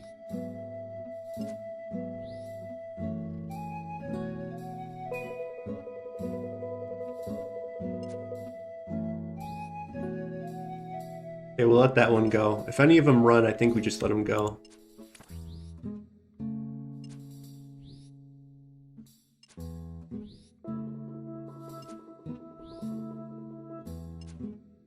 Okay, so flash for 2 seconds. I think this is where we're gonna go, but let me,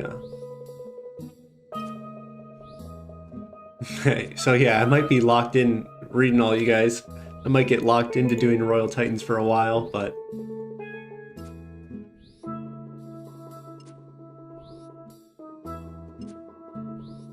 So yeah, I guess we're punting on trying to get to 85 combat. Trying to keep it below 85 combat, I mean.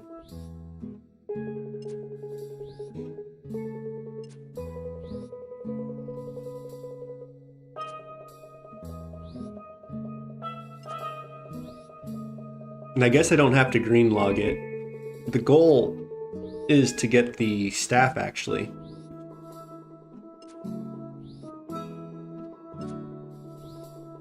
And if we get, hopefully, Deadeye as well, that'd be very appreciated.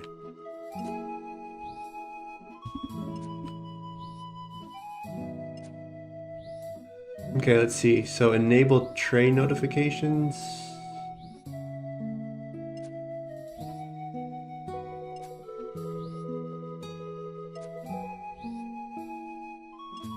Yeah, that will be much appreciated.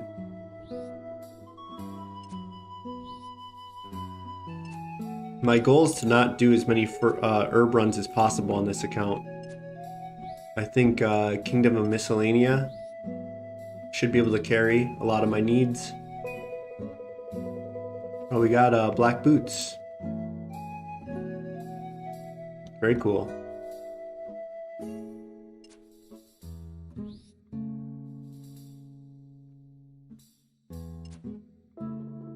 Alright, how come I can't find this? So notification flash, send notification.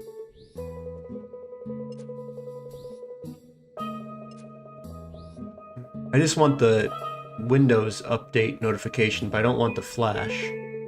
flash for 2 seconds. Maybe that, just turn it off. Yeah, there you go. That should do it. And so that way you guys don't have to see it turn red whenever I go over here. But yeah, I'm hoping that I can get away with just doing snapdragons, torsals, and toadflax primarily, and if I need to do some renards along the way, then of course we'll do that. But I hope a lot of the PVMing and Kingdom of Miscellanea will cover my herblore levels themselves. But, you know, if I'm super close to getting prayer pots, if I'm super close to getting ranging pots or something like that, we'll probably switch gear.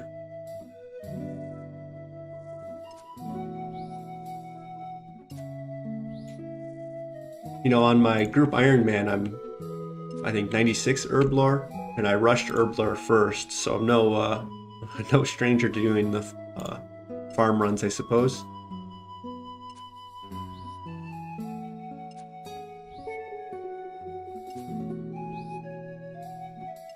And yeah, so I guess after range pots, then Ceradome and Brews are probably the next unlock for me. And then after that, I don't know. What's the next necessary drop? It's probably like anti-venoms and things of that nature. You know, maybe some dragon fire, I guess, anti-dragon fire pots.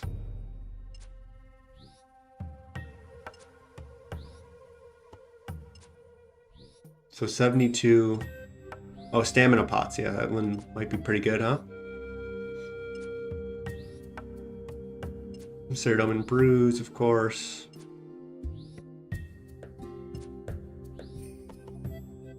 And then yeah, 87 for that. Super combats, of course, but you can get away without for a long time.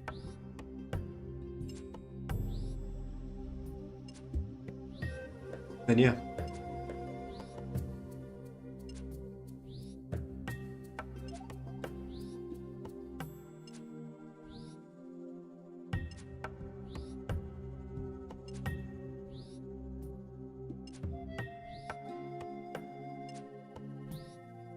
Well, I wonder how long I should keep using bone bolts.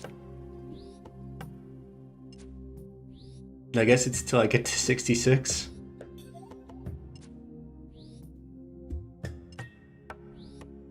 We'll see how many Slayer points I get for this, but I don't imagine our first purchase is going to be on broad bolts. We might not even have to make broad bolts ever, so.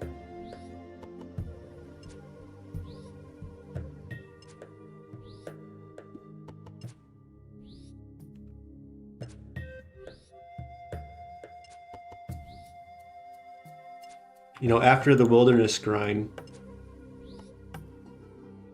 we're basically going to be going Blood Moon next. Eclipse, Blood Moon, and Blue Moon. Along with Barrows, maybe before then. But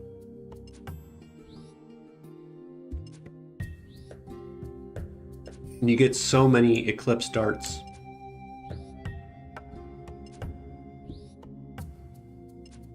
Hopefully we'll have a Web Weaver bow.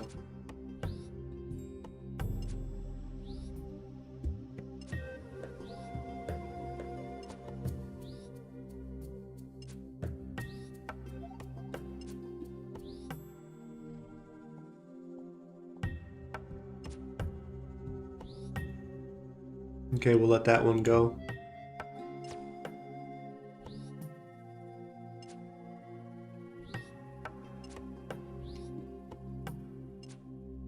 But yeah, we're at the Slayer Tower, huh?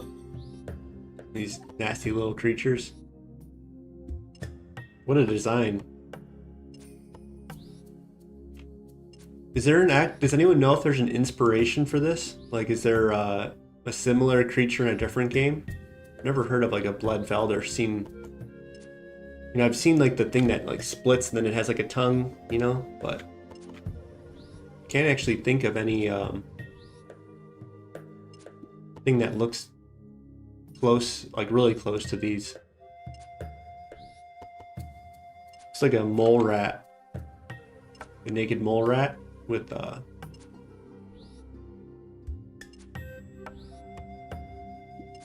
Is it the Alien movie that I'm thinking of with the tongues and stuff? I don't think that's it. It's like a different image.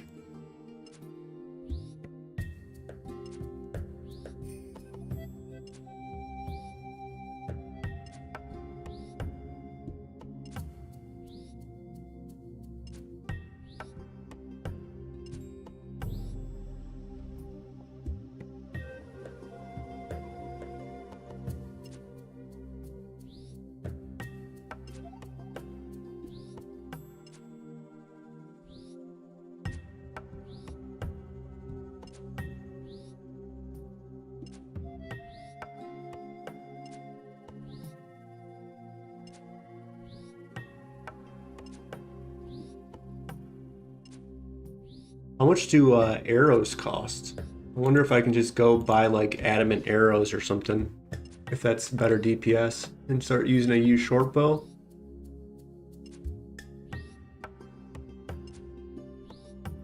If I like go to like the ranging guild maybe.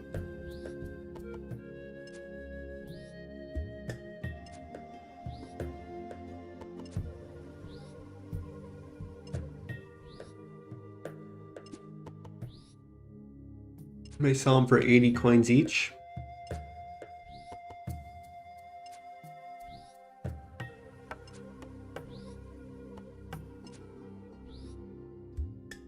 Okay, let's look at the archery store. Looks like they have good stock everywhere.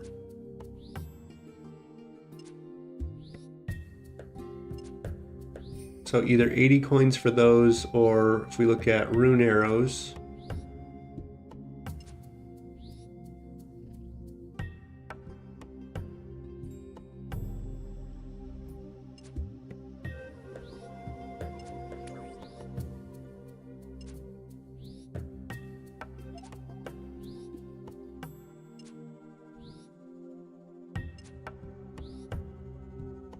rune arrows are like 400 coins each. So yeah, I feel like that's out of our price range.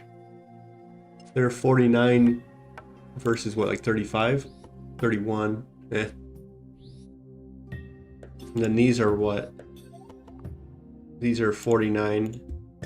But what is it, 5 tick? It's like a 20% speed decrease.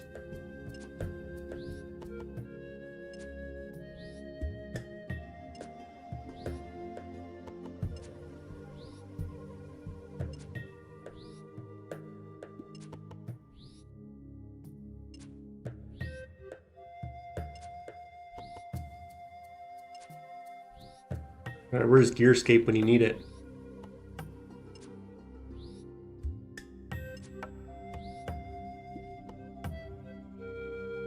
All right, we got our emerald, and we brought our chisel for a reason.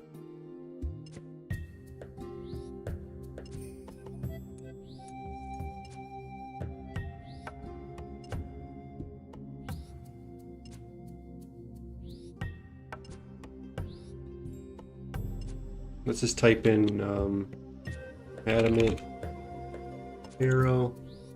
And I'm going to copy this. I could bring it over, but it's kind of messy at the moment. I'm just getting a basic. So let's just go ahead and delete, keep that one, and delete this one. This should be close enough to our setup that it doesn't matter. Then I'll copy and then unlock. And then if we do, what is it, Dorgeshin? And then just do bone bolts. And then I don't know, just go on to like a crab or something. Monkey guard, no. Crab. And yeah, I don't know, it's 15% DPS difference.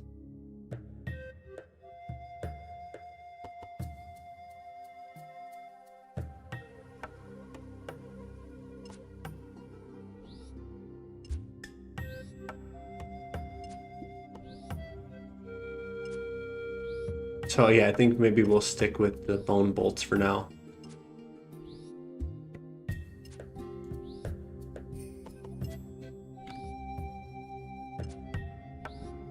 You know, otherwise I can go buy 1,000 rune arrows for 400k.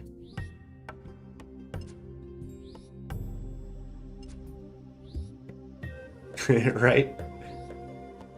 Hey man, don't underestimate that cowl. It's gonna save me in the wilderness one day when someone tries to catch a freeze on me and my, does he even have magic defense? Yeah, 2 magic defense? Hey. It's gonna make or break me. And that shield? You know, we're gonna be using a crossbow in the wilderness. So, I think I'm gonna do my green dragons tasks when I get them. Bring the bones and the hides in. And have unlimited green D-hide shields for risks. And, you know, there's only the van braces, right? So that doesn't matter. So it's just the legs, tops, shields, and potentially the van braces. And so I don't imagine we're going to need green D-hide tops or bottoms for wilderness. I think we'll have some better gear at that point. But, you know, maybe I'll make green D-hide shields.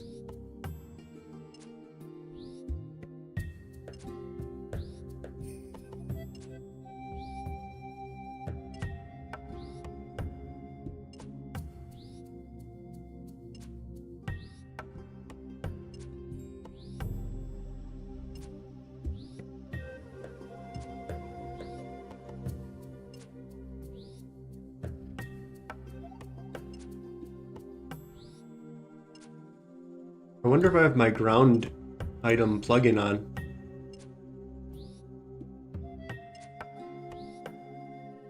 Oh, nice. Yeah, good to know. I heard rumor that they cleared out a lot of bots recently. Maybe by the time I get over there, it will, won't have too much traffic. What was I gonna look at?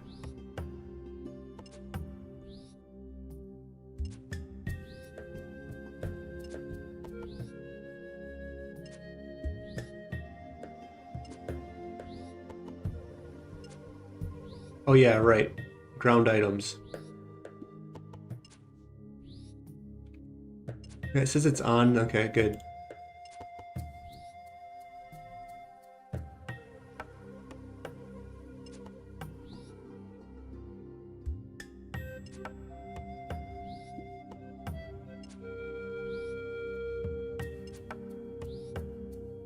But yeah, I imagine I'll even do black dragons out there. And that will get me unlimited black D-hide risks. And so yeah, that's part of my master plan too, is getting that 77 magic will get me super glass make, and I already have over like 2,000 seaweed, so we just have to go mine some sand. I don't imagine actually pushing up to 80, 85 will take that long crafting wise. We almost have it banked.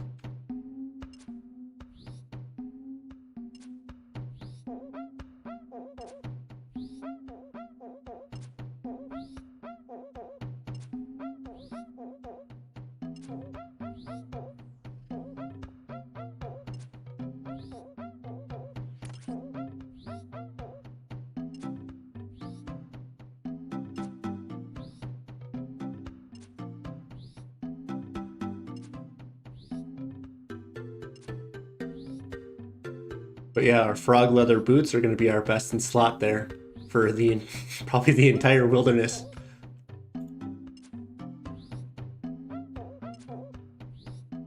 I'm not going to go do any Zulrah or go out of my way. If anyone was here when I went for my my hoop snake grind, I went off and got some snakeskin boots to go do a medium clue scroll. But yeah, I mean, we'll have frog leather boots. We'll have a Ethereum bracelet. Hopefully we'll have enough black d'hide banked that even if we die and lose them, it's not going to matter. And we'll go to green if we have to, and we'll figure out I think I'll have good enough range gear. Helmets, I don't really know. We actually have a lot of mixed hide banked too, once we get the crafting level to make them, so when we go to certain bosses, we'll probably wear mixed hide and or proselyte. And so yeah, I think I'm setting up properly to enter the wilderness. You know, having that, we'll see how annoying it is to keep doing sunlight antelopes to replenish my bolts, if it takes too long or not, but I suppose it's good just to get the meat, get the furs, like get the, or I meant to say not the furs. What is the thing called? The splinters, right? So that might be an effective way to, you know, eventually train to 70 prayer. Just getting all of those banked.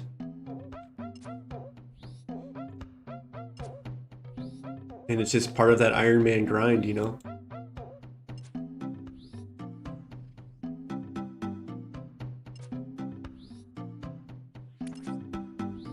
Is it weird that the first rev drop I want is a Amulet of Avarice?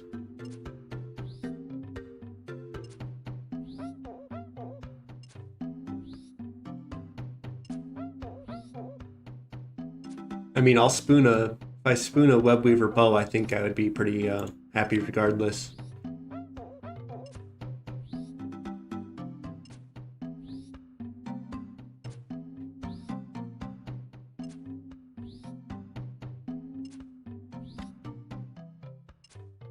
I think no matter what, I want to get 2 rev weapons, even if it's 2 Webweaver bows, just to kind of feel like I actually did the challenge. Like even if I spooned one, like on the next rev kill, if I get one, I feel like it wouldn't be satisfying to say that I did the rev grind. You know, I kind of want to get all 3 of them. Regardless, like I think the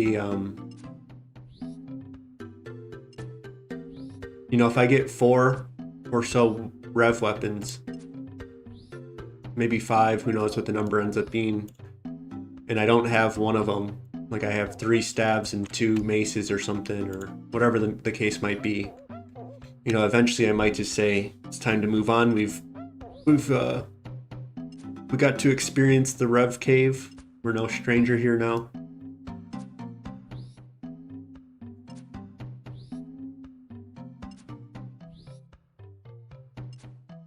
But yeah, at this point, I was planning on not going into the I was planning on not having combat levels, my melee stats, I mean to say. But now that I have them, the mace is looking more and more enticing, because that would let me do when I get spider tasks, both in the wilderness and from Turiel, I could go and do spindle with a mace pretty easily. You know, I thought before that I would be using the Webweaver bow there, because I wasn't going to train my combat stats. And that I wouldn't even have a defender, but now we have a defender. And so yeah, I think any combination of the two different ones will make the 3 bosses go fine, I think. You know, I think at this point you could just go do it with a rune crossbow and diamond bolts at RDO, and, you know, go get a zombie axe for the other 2, and it wouldn't be too bad of a grind, I suppose. But I think I'm not a completionist, but I don't want to skip over too much content. Oops.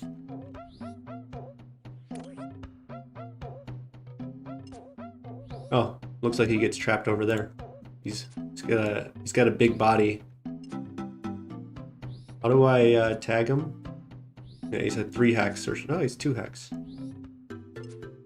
Oh, it's on the south side. Okay, I was disoriented. I was thinking this was west or east.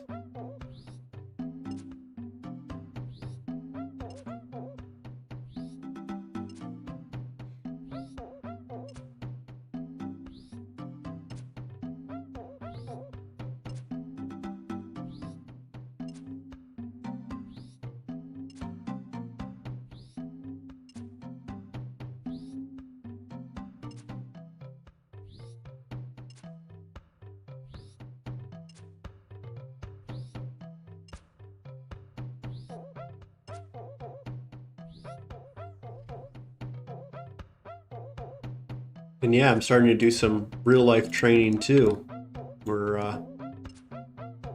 I think I'm fully back into the gym now. Been doing that as a habit for a while. And I think so I work out for fun. It's the primary reason why I do that. And just to get myself out of my apartment, because otherwise I'd have no reason to leave besides for like groceries every other week or every week or whatever I do. Then yeah, I was doing a lot of bench and just kind of trying to get as many reps as possible, just for like fun. I know I wasn't gonna like long term really be pushing my numbers as hard as possible, but the last 2 weeks I decided to tone it down. Took 40 pounds off the bar and just did some slow controlled reps, and I think my whole approach in the gym has now shifted, that I no longer get to have the fun, push it to the limit every single rep, every single set that I started off with. That's not going to be too sustainable in the long run, but I guess we'll pull that out when we want to have a little bit more fun on those days of seeing where my strength might be. But yeah, I guess I wanted to get back to yeah. You know, in high school I trained. We played football, and yeah, I went really hard in high school, and it's so hard that I hurt my back being an idiot. But I kind of want to tag this one. Oh, he's going away now. Nice. My friend wanted me to do a marathon with him, but I think he ended up hurting his legs, and it didn't end up occurring. He was going to meet me out where I was. I was in Hawaii, and he was going to go to a different island, and I would go and meet him or something, but I'm not a runner, to be honest. I'm actually going to play basketball on Wednesday for the first time in like probably 3 years.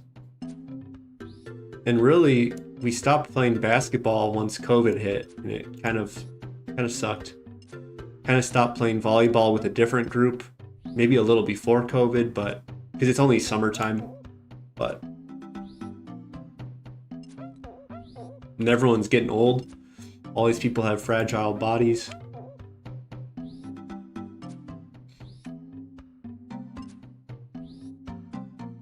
And so yeah, I wanted to get back up to I wanted to get back to 2 plates on bench, and I did 225 2x8, and now I took off 40 pounds. I did 185 2x8 and just kind of fully absorbed it, you know, just kind of really just going to go up slowly and master it. You know, it's kind of hard to see how big I am, but you know, I'm not a small boy. I'm not a big boy either, but you know, 200-pound guy, so 225 is not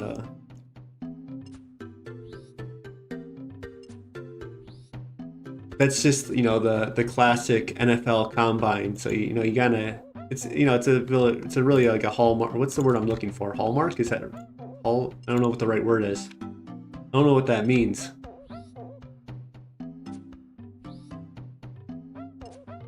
It just means something because it's, you know, benchmark. Yeah, maybe that's what it is, right? is everyone goes and reps 2 plates as like the standard of like what you can rep. And, you know, if you're a little stronger, then it's 3 plates, but... So I wanted to go back to the 2 plate club, being comfortable with it. There was like a mental thing for me of like, you know, doing 215 went by really easy, and then going up to 225, like I was like thinking about it, like crushing my neck, and you know, like that I would stop. You know, not that it would crush my neck, but that I would have to like. I was more fearful that I would, you know, get locked down or whatever the word is, and so yeah, I psychologically kind of got past that, and I did my 2x8, and I think I'm happy with that.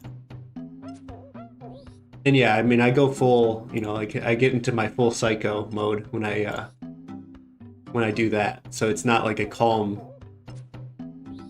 like I rev up and I, you know, start moving my body and getting my blood going, and so yeah, I think now that I did that, I think we can, I'm gonna calm back down and take it nice and slow and absorb the weight, do little pause sets, and get back into it. And so my whole mentality just shifted in the last 2 weeks there, and I think it's for the better.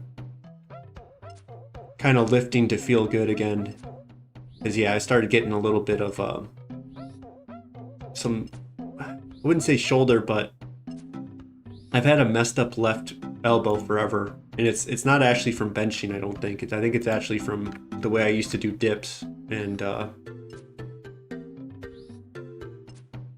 tricep extensions and stuff like that.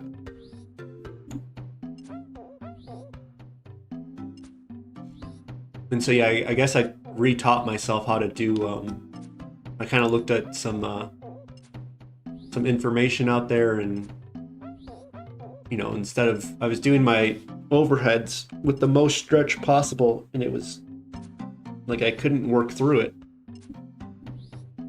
Yeah, I'm a big fan of, so I just reintroduced weighted dips, but I've been doing weighted pull-ups.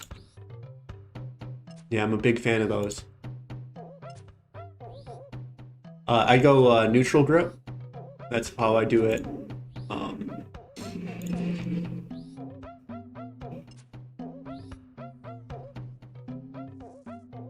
You know, I dropped a lot of weight when I was in Hawaii. You know, I naturally sit around 205, 210-ish. The heaviest I ever been was 225 when I was eating a lot of Ben & Jerry's, but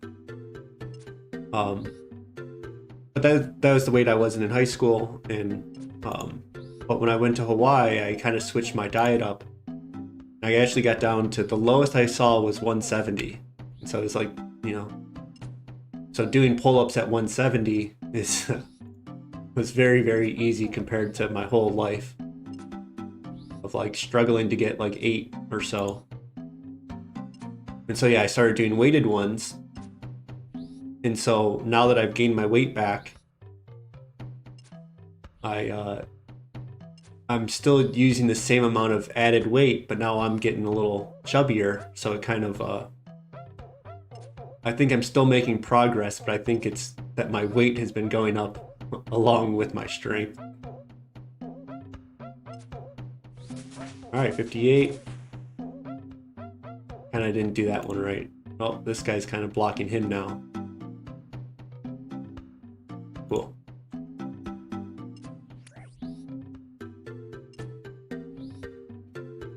And yeah, so I switched up my diet. And so I started eating oats in the morning, and now I took them out. So I'm eating like the weirdest. Nice.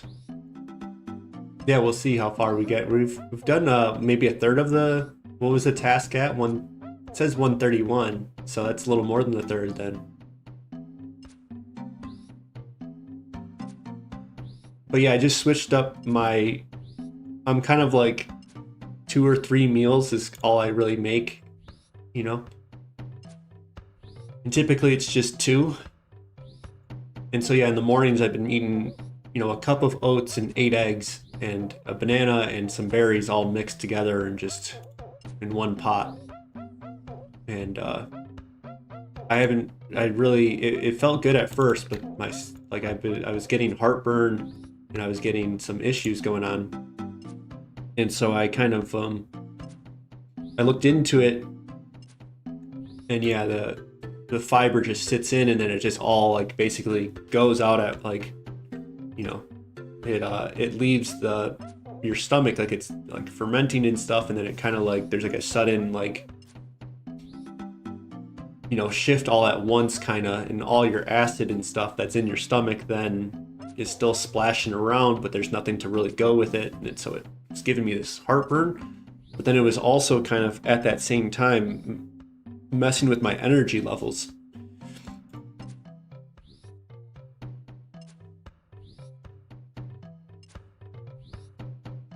8x is crazy.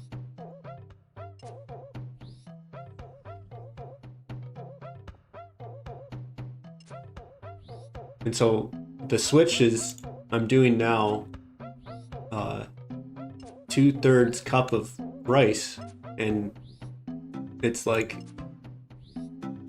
it feels like I drink coffee. Like it's hard to explain it, of like going from oats to rice, white rice.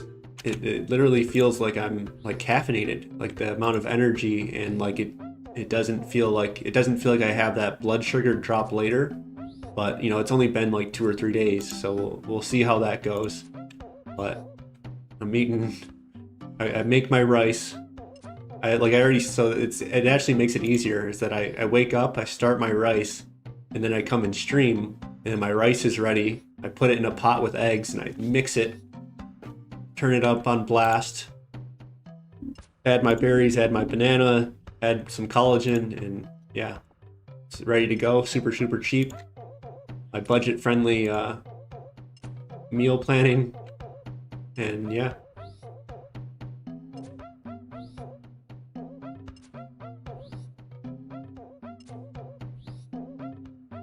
But like, oh yeah, I bought a this rice cooker, and yeah, it's an underrated purchase for me, because I've always been a one pot person. So I would, you know, back like in high school even, I would cook rice and then add beans to it, and then I guess I would use a pan for my chicken, and then I would add chicken to it, and then I would just mix it up in one pot. And so I was like, if I got a rice cooker, then it would be like 3 of them, and like that didn't make sense to me. But now that I got a rice cooker and I use it so commonly, it's so convenient.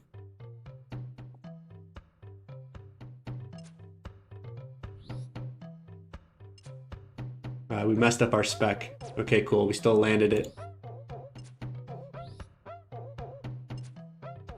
Yeah, we're almost half. So we're like 40% done? That didn't take too long, I guess. I think our XP's a little sus, but, you know, it is what it is. One day at a time, one blood belt at a time.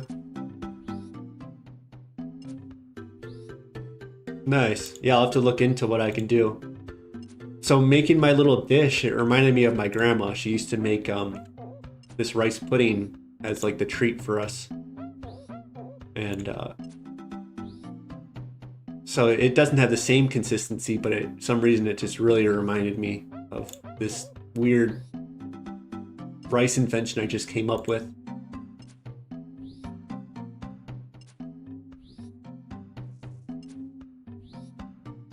But yeah, she used to make I don't know how she made it, but it was just so simple.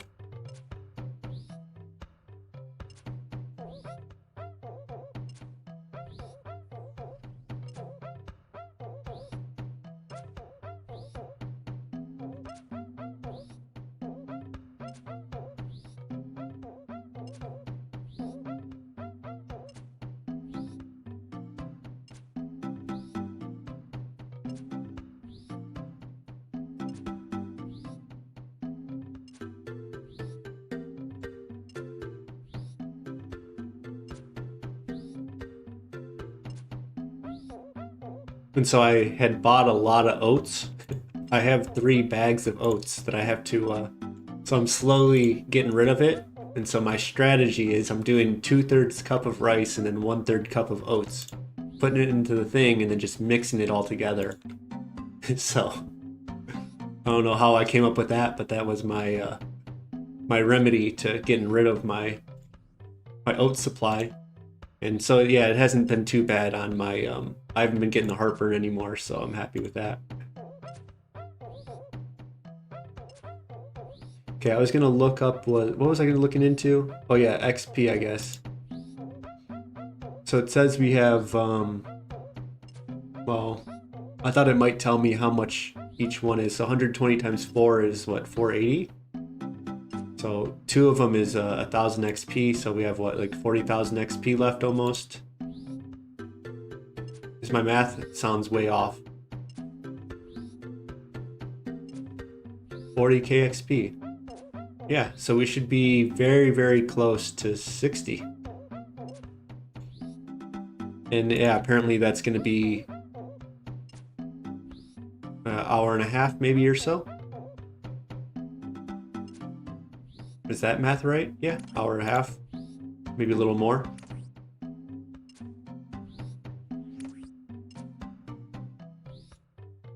So yeah, we'll have to see if I can make use of my rice cooker. I feel like the one I got was pretty expensive. Like it was just the one I found at Costco. But it's a nice Japanese made one, so I don't know. It probably is better than like I thought it was gonna be like 30 bucks and it ended up being like 100 bucks.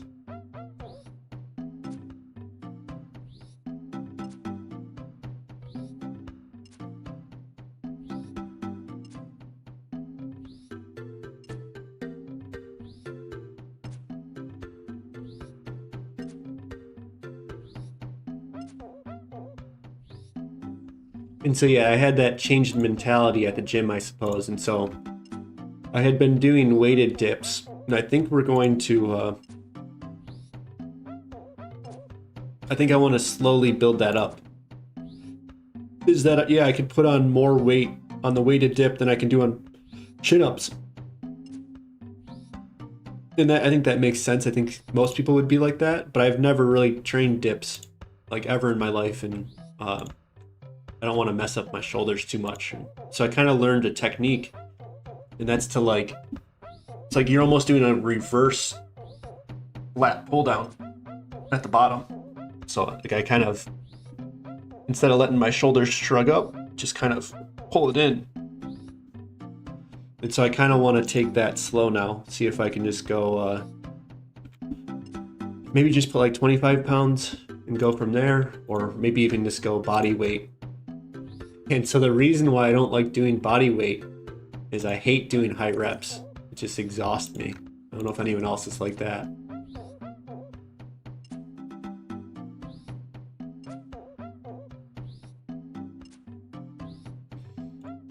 Like I can barely do more normal dips than I can if I was to put like 75 pounds on a belt and do it.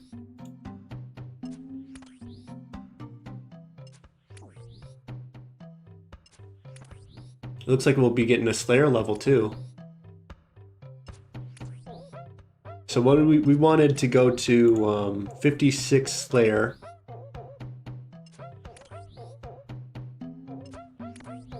Okay. Can I boost with Path of Glorphy?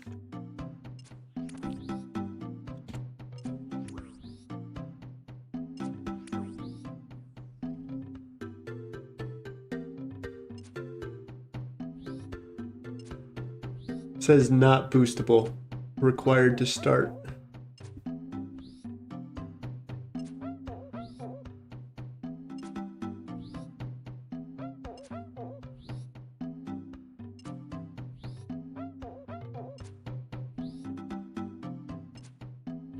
Well, if I get a rev task, I'm going to go with the Arkland Blade and see if how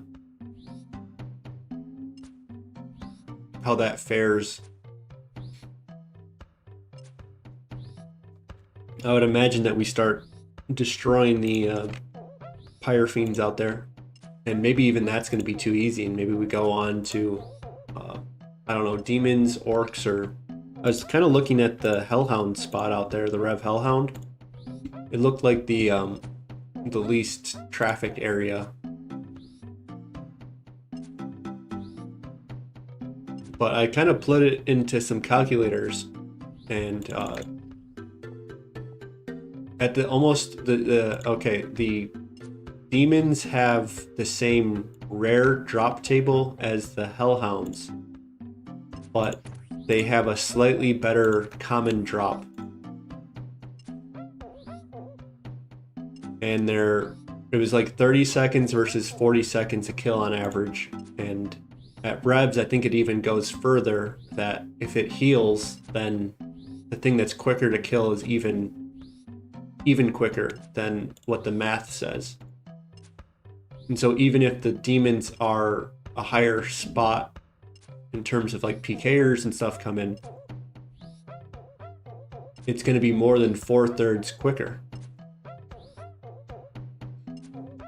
And so yeah, I think we'll probably try demons before, if it's really terrible out there, maybe we'll go to hellhounds or something, but I imagine we'll do demons.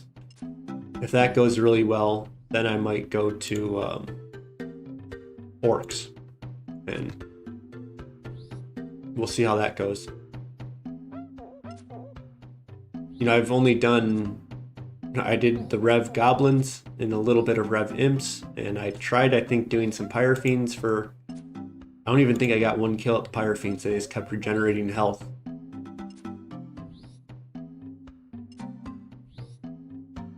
And that's why I stopped off for all my stats.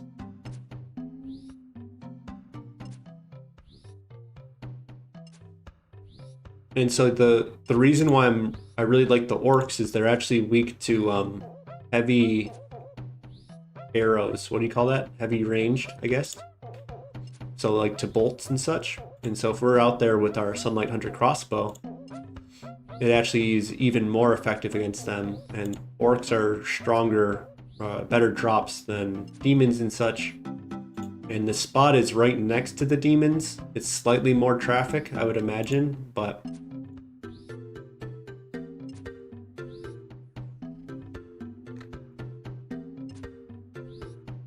You know, I saw that like their max hit was a 20. I think the Rev, what is that, Ethereum bracelet or whatever it's called? It reduces their hits, but it might be hard to sustain. Because it's, you know, 5 more max hits.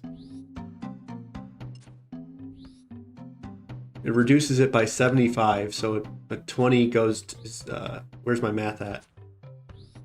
7.5 is at 15. Okay, 15 was what came to my head, but for some reason I doubted it.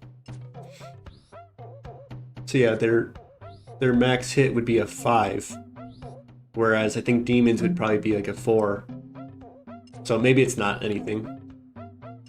Not much different, but...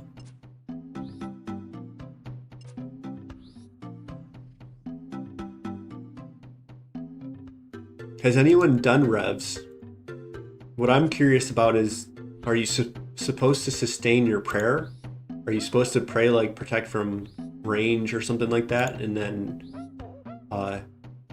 reduce the damage coming in? Or do you typically get enough food to out-heal yourself? I guess we'll see as we do it, but...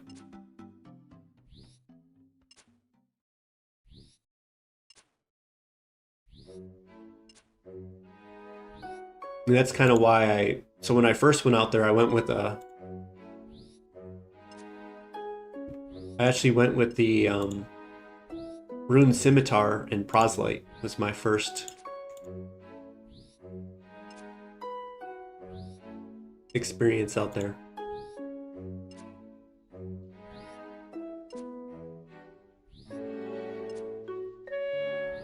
You know, we were probably 40 attack and strength, or you know, probably below 50 each. You know, I don't even have a salve amulet yet, so that's, or I don't have a imbued salve amulet. I have a salve amulet. So we'll have to go and get an Emir's one. Emir Arena. You know, I'm gonna need to get a Slayer helm. I'm gonna need to get my necklace. And I'm going to need to get a ring, probably. So I don't know if... you can transfer them. You can take it off and put it onto another one. And so you'll never wear a helmet and a necklace at the same time. So I'm thinking I only need one for that. And then we probably want another one so that we can wear a berserker ring with a salve amulet when we go and do... Oh, you don't even use a Slayer helm there, though. I was thinking for Fedion. But maybe, can you get a skeleton task and go do them? I guess it's probably a skeleton task out there, right?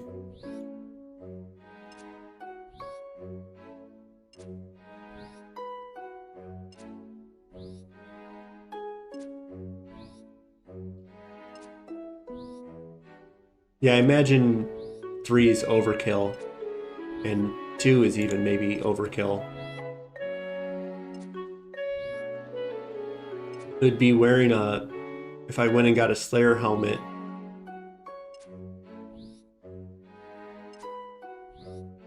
and I was using melee against Spindle, I think is the only time that I would need 2, right?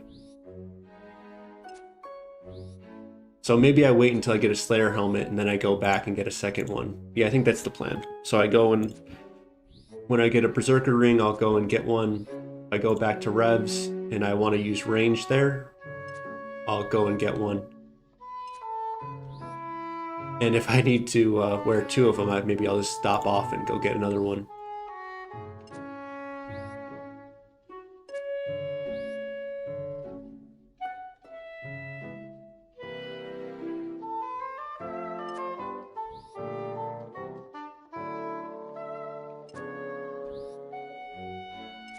I'm just thinking it might be convenient to have 2, though. If I get a Ring of the Gods, I get a Berserker ring, I get a Slayer helm, I get a necklace.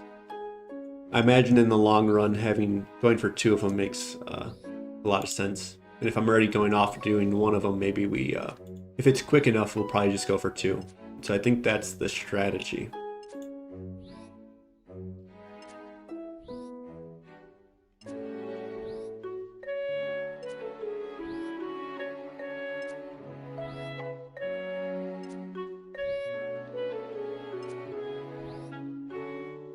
Well, we didn't have to use our strawberries today.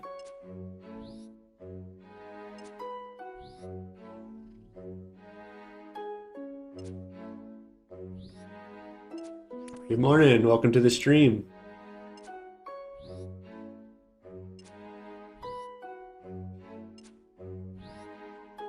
I think I'm going to take a 30-second break. Use the restroom real quick. And I'll be right back. But maybe, yeah, okay, let's go. I was thinking of maybe timing it with a new Bloodveld. And at this point I've stalled too long that maybe I'll just time it for a new one.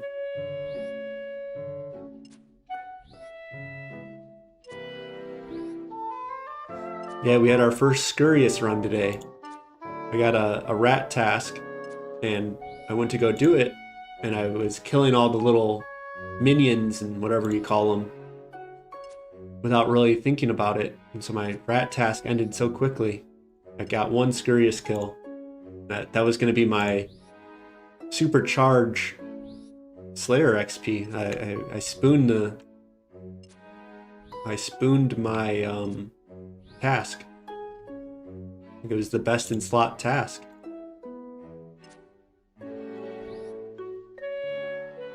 Okay, let's go ahead. Let's put our camera off and I'll be right back.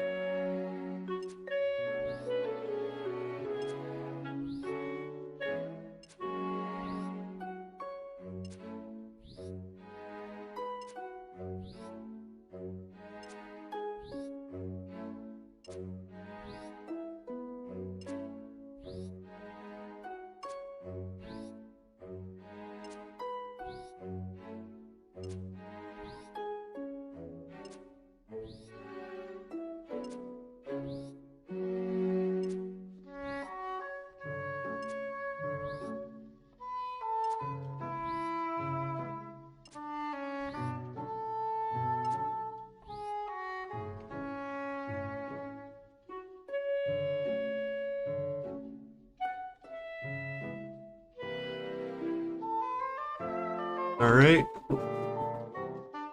Where are we? Oh no, I forgot to press the start recording button. Okay, let me go camera on. Start recording on.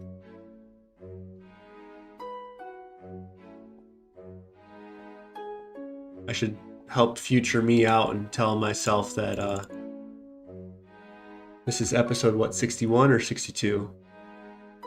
I wish YouTube would show it on my streaming thing. For some reason it doesn't.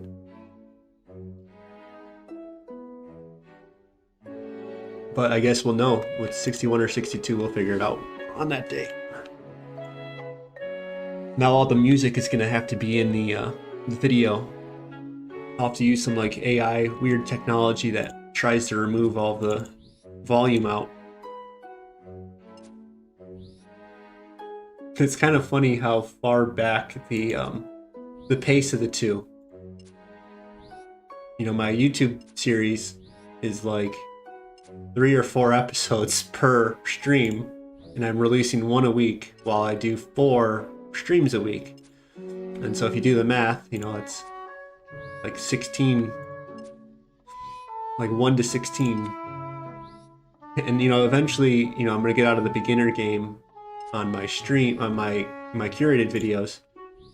And so maybe I'll end up grabbing a few streams to build 1 episode, who knows. We'll see what we'll see as we process them, how it comes alive and what feels right. But we have a whole backlog. So if I have like an elbow injury or something happens and I can't play RuneScape, you know, I'll be able to release the curated videos for forever. I'll be it's gonna be funny. I'm gonna be like at this point in the game in the curated videos, and then, you know, I'm not making any promises, but to make the jokes land more, I'll be at Inferno on stream and I'll be wearing frog leather boots on the curated video.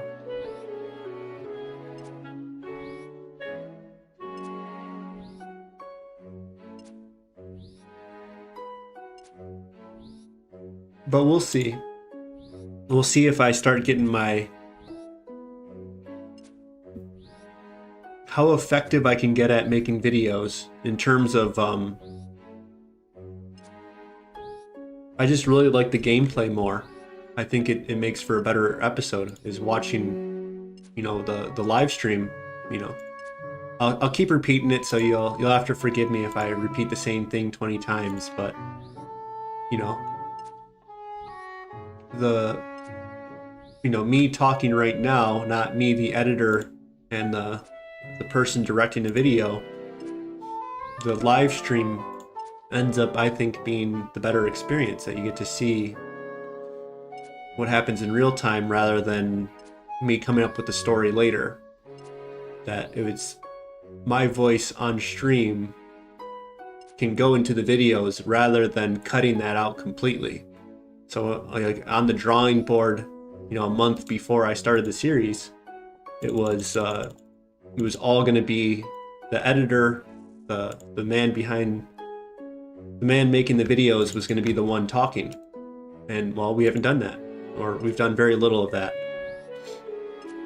And so yeah, I don't know. Eventually, you know, maybe I want to increase the pace. But we'll see as it goes. I kind of like a slow pace. You know, my shirt says, is it easy to see? I don't know. Let me go full cam. You know, slow yourself down is kind of the motto of what we're trying to do here.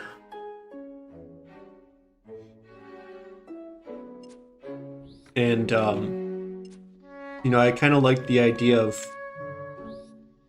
you know, there's a lot of values and different ideas and everything. Trying to get it all lined up correctly is very difficult to do. But I wanted my videos to not be so fast-paced in terms of like on screen too. You know, not. You know, I am doing a lot of cuts. That's the one thing I wish I could figure out of. You know, to make this individual scenes go a little longer, but you know, I have to get my videos down to a certain length, so it's kind of, you know, if it goes above 26, 27, 28 minutes, people aren't going to want to click on it as much. So it's nice to get, you know, 15-minute videos out.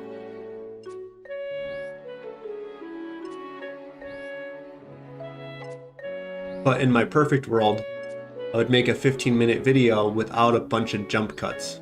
Like me talking now and then 3 seconds later, then you'd see like the next, you know what I mean? Like it's... And so yeah, I just... As I get going further and further, we'll see if we can capture the essence of the video with only like the best moments on stream. And, you know,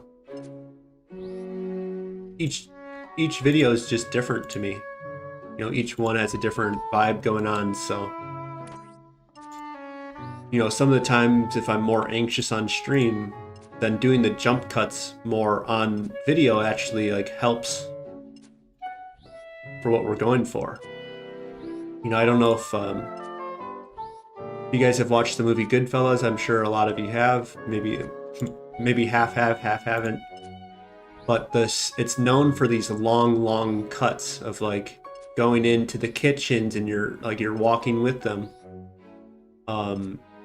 And like all these like moments, right? Of like these long extended, like you're in with them, like you're not, there's no break in the camera often. It's like you're at the table with them almost, right? But at the end, when the anxiety is at its highest and he's like paranoid and like everyone's like trying not to get killed basically and trying not to get caught by cops and all these different things that are going on in it, the amount of jumping increases significantly. And so yeah, when I try to make videos that are a little more calm, I try to slow down how many cuts I have. But as I said, if I can make a 15-minute video, that's better than making a 25-minute video.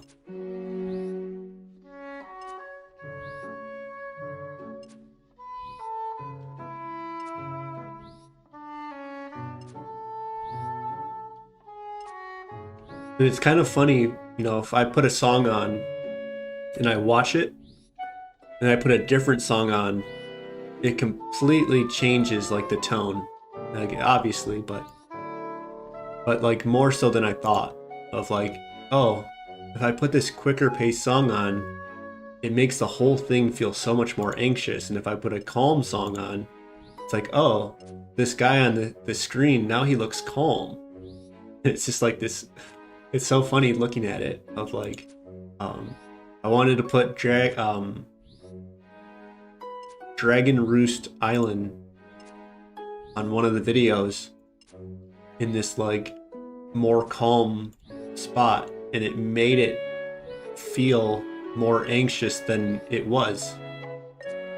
And then I put on like a slower paced song in it, or an introspective song or whatever, and it just, you know, drastically changed how I felt about it. And so I imagine the audience would feel it too.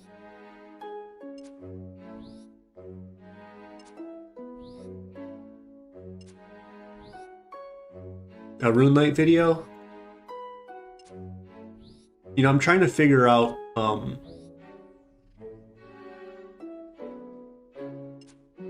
yeah, I don't know, like on what other content I can make on, you know, how much time I want to spend on it, on you know, I guess I see myself as like a, or maybe I want to see myself as like a storyteller more or whatever. You know, I'm writing my novel. That's kind of like when I feel like I'm at my best, I'm in a story creation mode.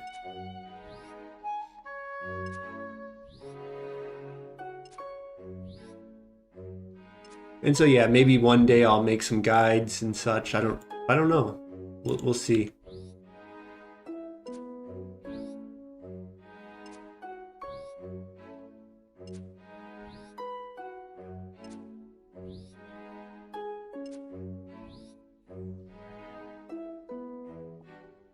I think what it's gonna end up being is like, okay, so the dream is I have so much work to do. Is that when I was started streaming, I was struggling on making videos, and I got so far behind on processing the videos coming in. But ideally, I would be caught up on the first pass, almost the day of. Like, that would be the best, is that I would cut the videos, I would see what's in them, and then I would release episodes same day or next day or 30 days from now on random things. And so like if I was to go through my rune light and do all of my settings and do everything, you know, I did some random takes on sailing, or I did some random takes on, you know, whatever I might do. And so there might be some more off the cuff episodes eventually that are with the current series more. And like, you know, so doing something like that appeals to me. But as I said, I'm just so far like,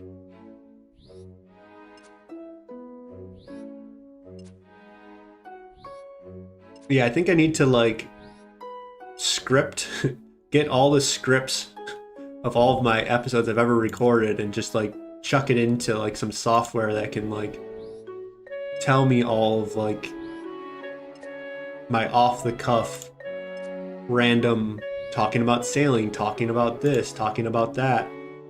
Help me find what episodes that is even in, and like then go cut those and go make some episodes from that. And then try to do it myself going forward. I think that might be a good way to do it.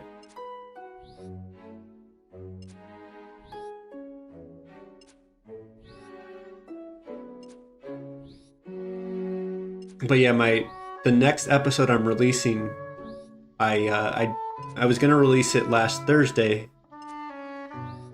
but I decided not to because I kept like I still haven't done the thumbnail,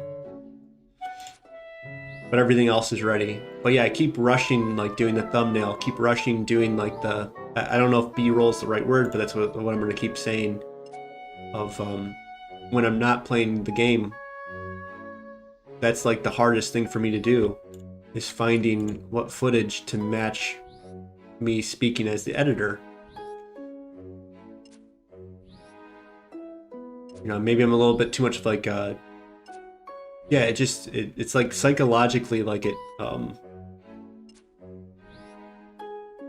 puts me in like inaction when I have to go and find what I want to do. Like what image do I want to put on the screen? And so the latest episode, I just used like this AI generated art of like little like funny things and such, and I think that's going to be my new go-to, I guess, of like if I make a metaphor or I talk about something. And I'm actually really, really happy with the images I was able to make and such. And so, you know, when I'm talking about these, like, I like make a lot of metaphors and such. I don't know if I just got lucky with the episode that I'm making, but there was a really easy way for me to capture images that made it interesting.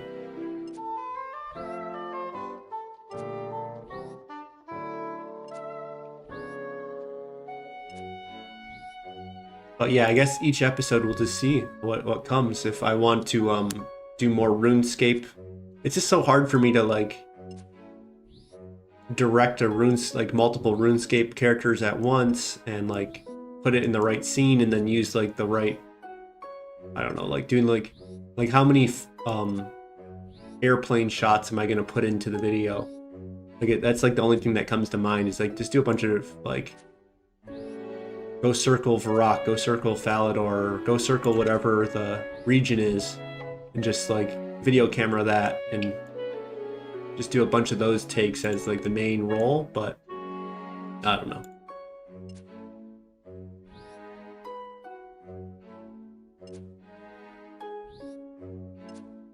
It's just like when you're talking for like 2 minutes.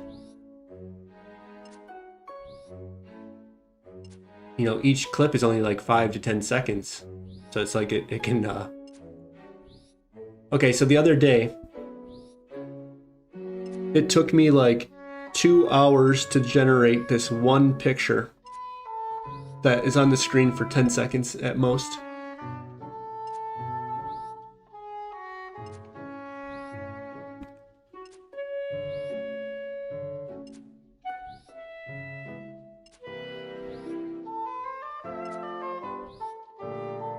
And so yeah, it kind of, okay, so I never actually watched the show. I watched like the first episode or two. I'm trying to remember what, it's an anime, I can't remember the name of it though. But it was basically, they were making, it was an anime about making anime. And I watched like the first 2 or 3 episodes.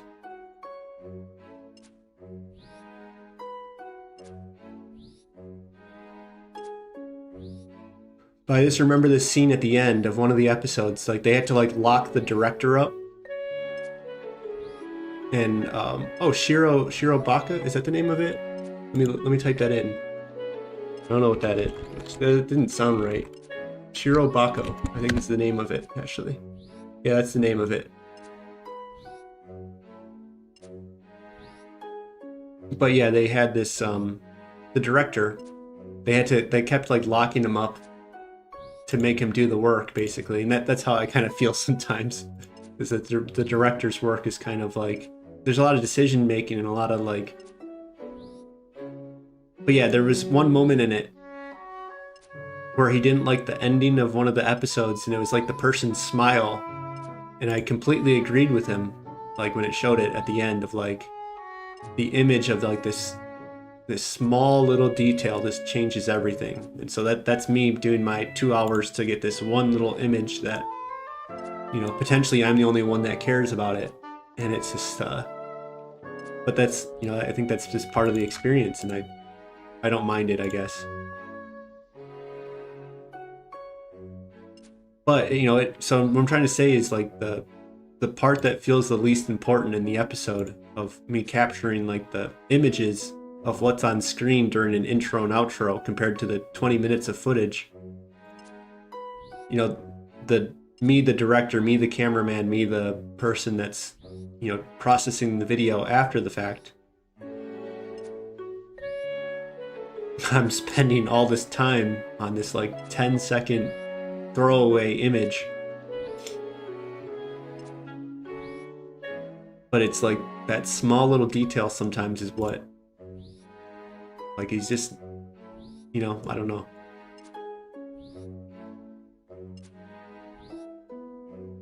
And so now, like, when I'm writing my book, I came up with, I don't know if I said this on stream before. I don't think I did, if I just said it yesterday or not.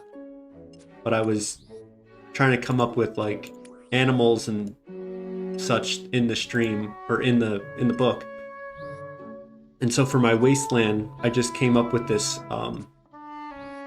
a land alligator that stays in the shade. And like, that's all the progress I've made in my book in like 2 or 3 days of like, just kind of like randomly like trying to figure out what could potentially live in this region. Because I was trying to find, okay, so each region had like this, I was thinking maybe it would have like a legendary animal that you don't really see, but like there might just be a scene where you see it, and it's just this throwaway, like, you know, half a chapter or whatever. It could just be one moment, you know. But it's that little detail that really, I think, I came up with this griffin, and it completely answered what I needed. Of like, you know, I don't want to go into too much into spoilers. I hope to release this book hopefully within a year or so. And maybe people would want to read it if I keep if I keep peddling it on here. I'm not trying to peddle it, but you know, I'm a streamer. Like, what am I going to talk about? I'm talking about my life, my experiences, what I do on my day-to-day, right? And so if my head is in my book, like it's just naturally gonna come out. But anyways, I came up with the griffin, and it answered. It completely like. So my character in the book, the way I'll say it is like everyone builds his ego up. They'll keep telling him, oh, only you can do this. And so that's going to put the pressure to turn him into a tyrant eventually. And so this griffin scene is kind of like this meeting with this legendary animal, and it's like the world is going to take it a certain way. And then that's going to build his ego up, basically, or be part of it. And so, like, I have the same thing with, like, you know, eventually I'm going to go into, like, this whaling people that hunt whales and are in the ocean more, right? And I think we're going to see a Leviathan at a certain point. And that's going to be, like, you know, it's not going to be the same thing as the griffin. It's instead going to be, like, this symbol that you can't get out into the ocean. Like, the ocean's unsafe. Like, the ocean's, like, there's if you guys know that very, very famous Japanese painting with the Great Sea, and it's kind of coming, you know, a lot of people think it's like symbolically like, you know, Japan's isolationism, right? And that the Great Sea was like this, you know, they obviously get tsunamis, they know the ocean as like a threat, but it was also like people think it was symbolic of, you know, Japan's fear of the outside world at that time. And so I kind of want to use, I think the Leviathan is going to kind of also be that. Is that they're kind of stuck on the continent. And they have this like mystical, legendary Leviathan that's just kind of like out in the distance. And so I was trying to come up with one for my desert. And I don't really know if it's desert's the right word, but it's kind of like a rocky wasteland desert type thingy.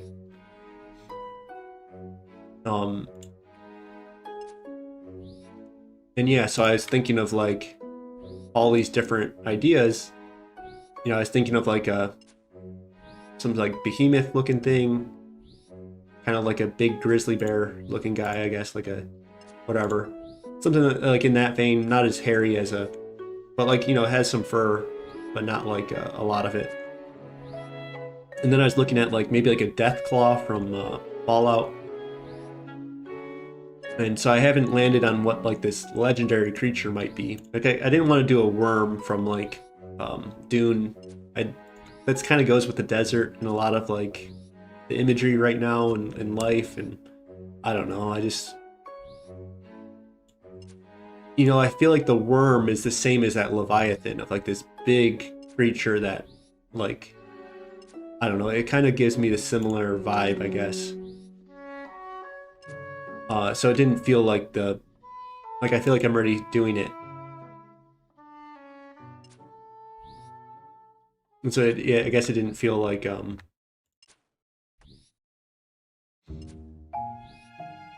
the appropriate legendary meeting. And you know, there might not be a legendary meeting in the desert or in this area that I'm doing right now in the book.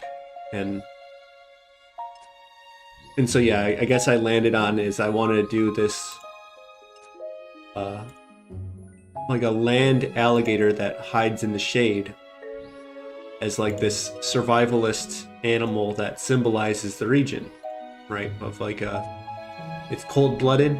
You know, so cold-blooded is like yeah, it's just like survivalism to the fullest, right?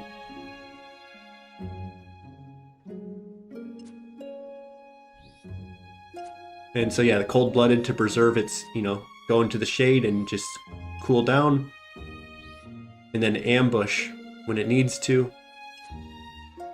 And it will kind of add a certain fear to the region of like, even when you're out in the sun, so like you have to stay in the sun. Like if you go in the shade, there's like a fear of these alligators and such. Is that you can't just, there's no reprieve, you know, like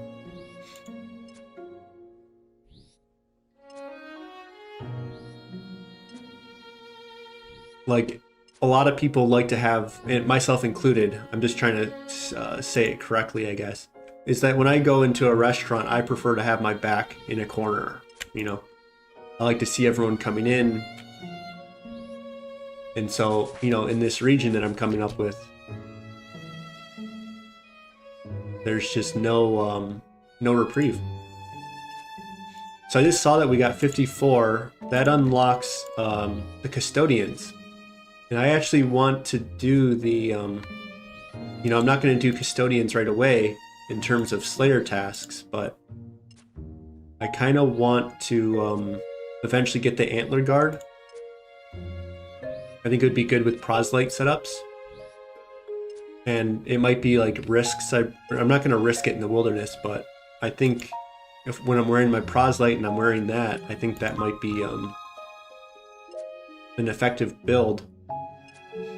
But anyways, I want to eventually do it is all I'm saying. But on top of that, I bet you get a decent amount of Slayer XP there. Yeah, you get 10k Slayer XP. That's like an hour and a half of Slayer XP. And so, where is it at? 10k, that's like, you know, I'm kind of thinking is after this task, you know, we have how much longer for my stream? Maybe 50 minutes, and then I gotta get going. Yeah, I'm thinking, you know, this Custodian, Shadow of Custodia will save me an hour. You know, we're doing Slayer for many reasons, but right now we're just trying to get to 56 to do whatever this, what's the Path of Glorfy, so that I can get my staff. And then I want to do Desert Treasure, and then the combination of Blood Magic and that staff, I think will make the DK grind go a little bit more bearable. I've done one trip out there. I think, well, let's just look at my KC. Maybe it's in my my thing.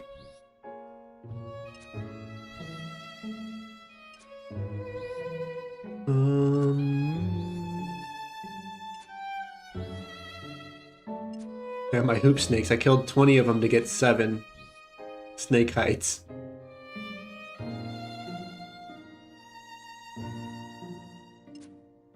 Okay, well I can't, oh there it is, Dagannoth Rex. So one trip was 15 of them, so we'd have to do like 10 of those trips. At that rate, right? To get 150, what I think it's like a 130 drop or something, like 128, something weird like that, right? It's not an even number. But I'm thinking if I double or triple my length that I'm out there, spending the money on blood runes, I think it's going to be worth it. You know, I'll bring my baskets of strawberry, but if I mostly sustain on blood magic, it's more,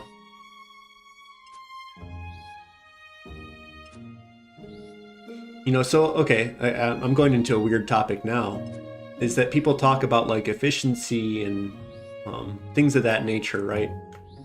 And so really what that is like, you know, boiling things down to your value, essentially, right? And so, you know, your time is a resource, your gold in the game is a resource, your XP. And so, yeah, for me, one of them is just like the psychological, like, effect of having to go run out there and dying right away, or like, you know, there's a lot of unknown variables, you know, this is Courageous Comfort, so I kind of, you know, try to send it a little bit more, but it's still kind of, you know, doesn't feel fun to go out there and, like, you know, get no kills. Like, what if I go out there and, you know, I can't get past the 3 of them, like they're all guarding the gate at the same time, you know, things of that nature, right? And so I just feel like the more trips I can avoid, the more psychologically pleasing it is to me. Like, you know, I'm still going to go out there, I'm only going to get, you know, who knows how many, like, you have to bring anti-poison, right?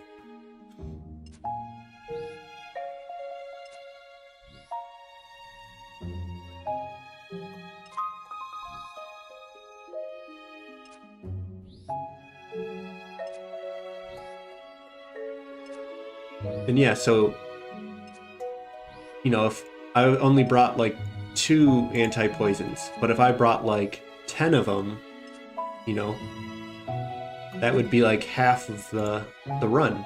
You know, that'd be like, whatever, 60 kills, let's say, right?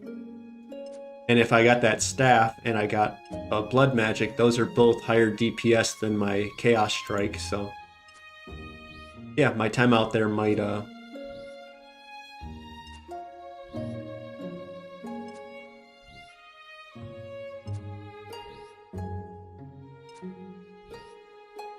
and I'd be able to relax in.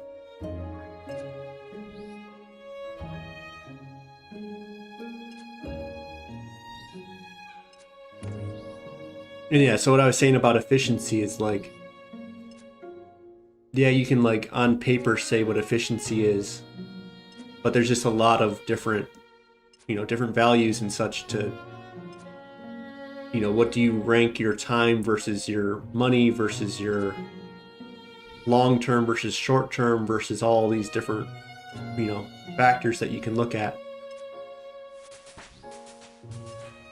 You know, if I put in if I was to like put it on in a chart, right?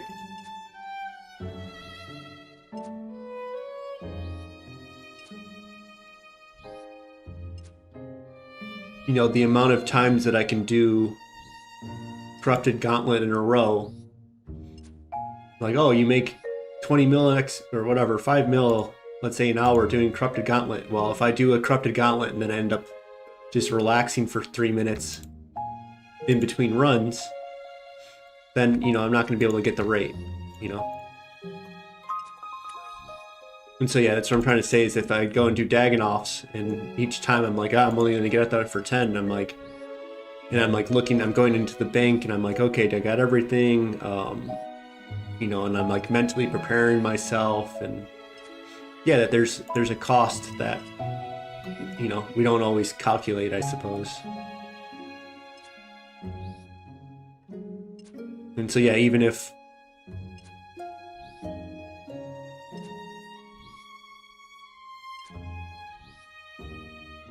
you know, I'll have to look up where I can even get blood runes. I think you can buy them in the wilderness, hopefully. For some reason I feel like the Arceus store has them, blood runes. You know, on my group Ironman, I did so many barrow runs that I haven't run out of them yet. I went to, I did the Mauritania Hard. I rushed 70 agility, 70 prayer almost right off the bat on that account. And magic. Like I started off with like blue dragons and 70 agility. And then I rushed barrows. Was like my first goal on that account was to get to barrows. Okay, what am I looking for? Blood rune store.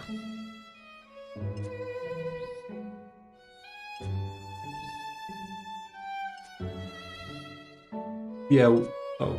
Yeah, it looks like they sell them in a lot of places. Wizard Guild. Lunar Isle. Riff. But yeah, so 66 magic, we're past that, so we can go and buy them in the Wizard Guild. But yeah, it looks like that was almost the only places we can even go. I guess Arceus is just more expensive, so we could go there if that was what we had to do.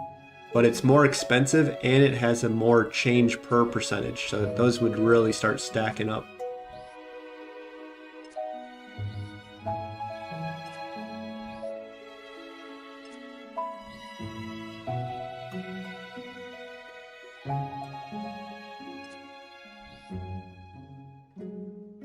But yeah, let's, I'm gonna do some, I like to do my weird math. So if we go blood spells, where's the spells at?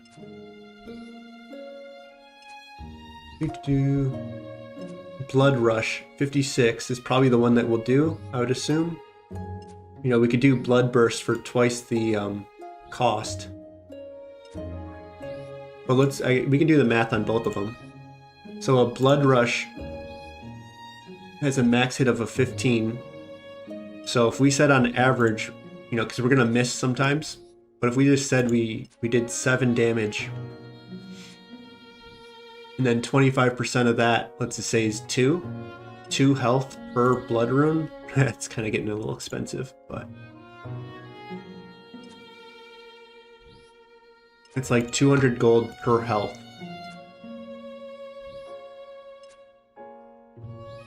My rough.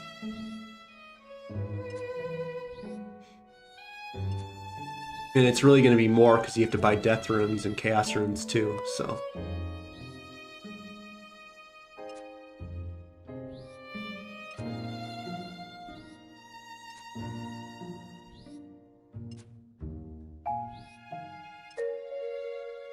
But yeah, I think as long as I'm, you know, off stream when we're doing some sailing still, and we're actually at a new location that makes even more money.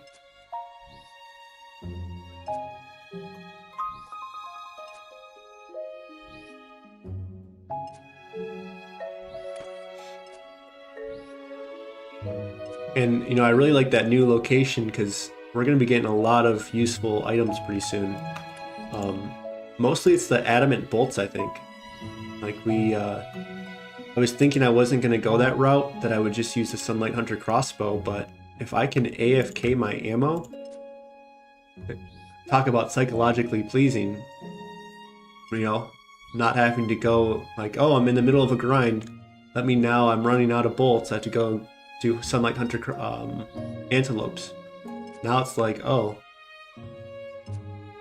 off stream, I'm making money, I'm getting my sailing up, it's not taking too much of my energy and time, and now I'm stacking up all of these useful things.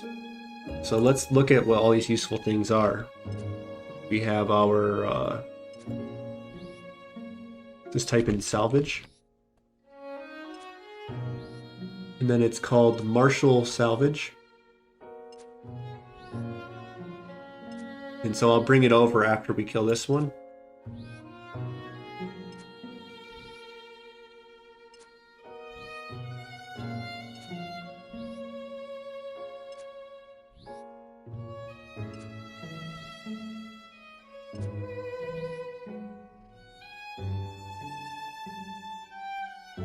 Okay. Oh.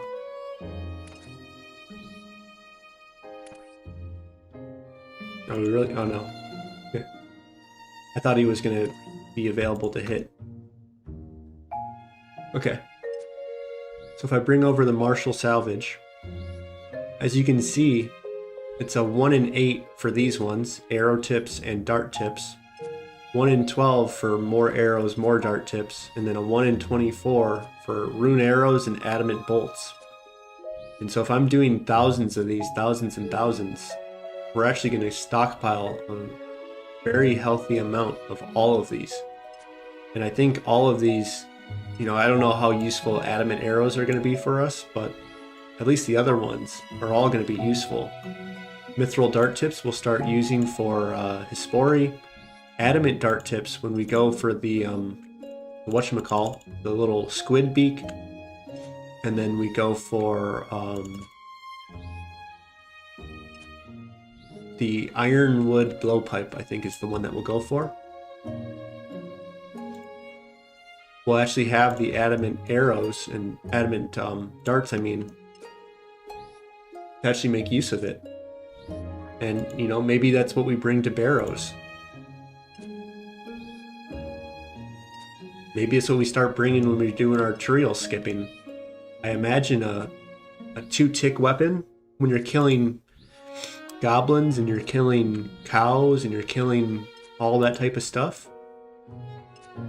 Like it might be very handy. Now the only problem is I have to do like 1,000 fish and cut them up and try to get a beak. So we're putting that one in the brain, and you know, on a day that I'm looking to relax more, we might stop off and do that.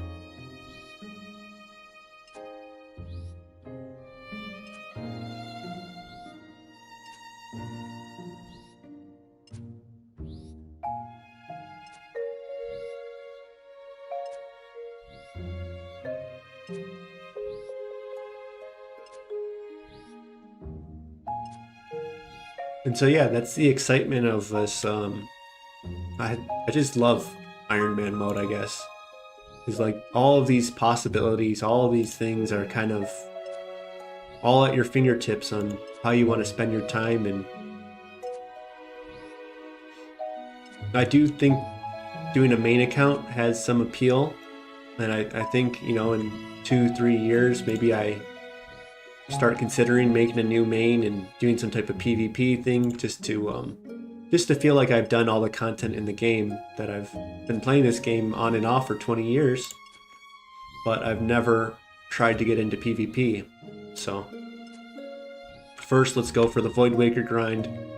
Let's make sure we give FailNOutloud its her full due. And yeah, the more and more I think about it, the more and more I just love this idea of making a new account of, you know, not now, but in 2-3 years, making an account that, you know, once I do all the PVM that's in this game to a certain extent, you know, I'm not going to Theater of Blood lock myself. I'm not going to,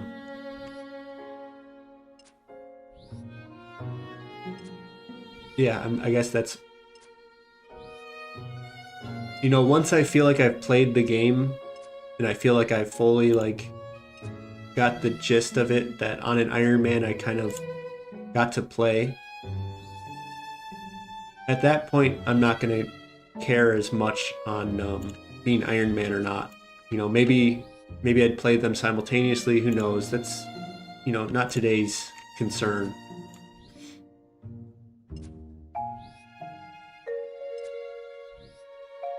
But yeah, FailNOutloud is, you know, the first chapter of Courageous Comfort, I guess. And, you know, writing my book is going to be part of that. Eventually I'm going to release it on, I think it's called like Royal Roads or something like that. And so yeah, I guess the first chapter of this, like, me trying to do an online thing is like, as I said before, it's kind of like exposure. You know, so it's like the challenge of exposing myself to a camera when, you know, 3 months ago, 4 months ago sounded like,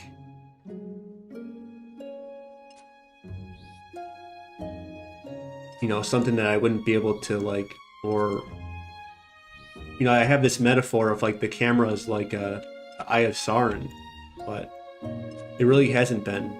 And it's more of the story, more of the symbolism, more of the stuff that's in your head than it is on actuality. And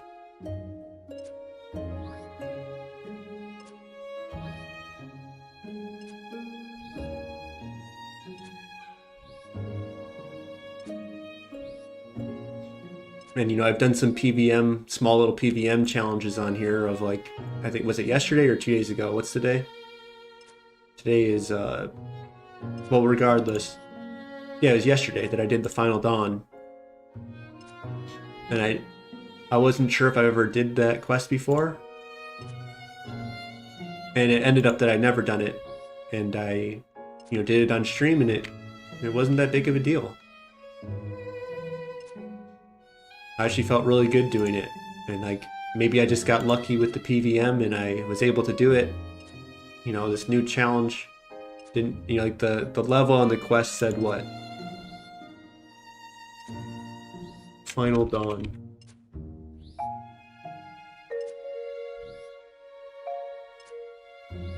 You know, I was going out with adamant arrows, I think, or no, I got rune arrows, right? I had to pivot to go get orange spice to then boost and make my rune arrows that I had in the bank, the rune arrow tips I had, to then go and fight the final boss. But what level is it? It says it's a master difficulty.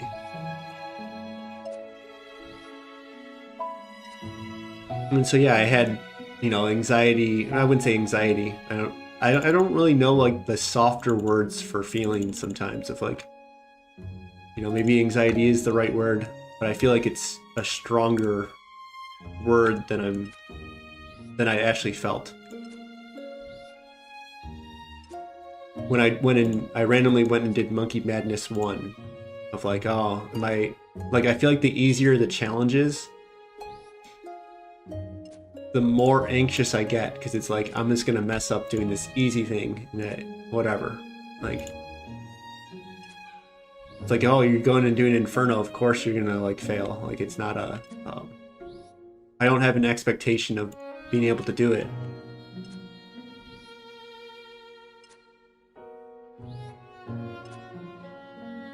And so it's like, oh, doing Monkey Madness 1, like I've already done this quest like 2 or 3 times probably. It can't be that difficult. And so it's like, if I die at this, it's gonna be like it's gonna suck.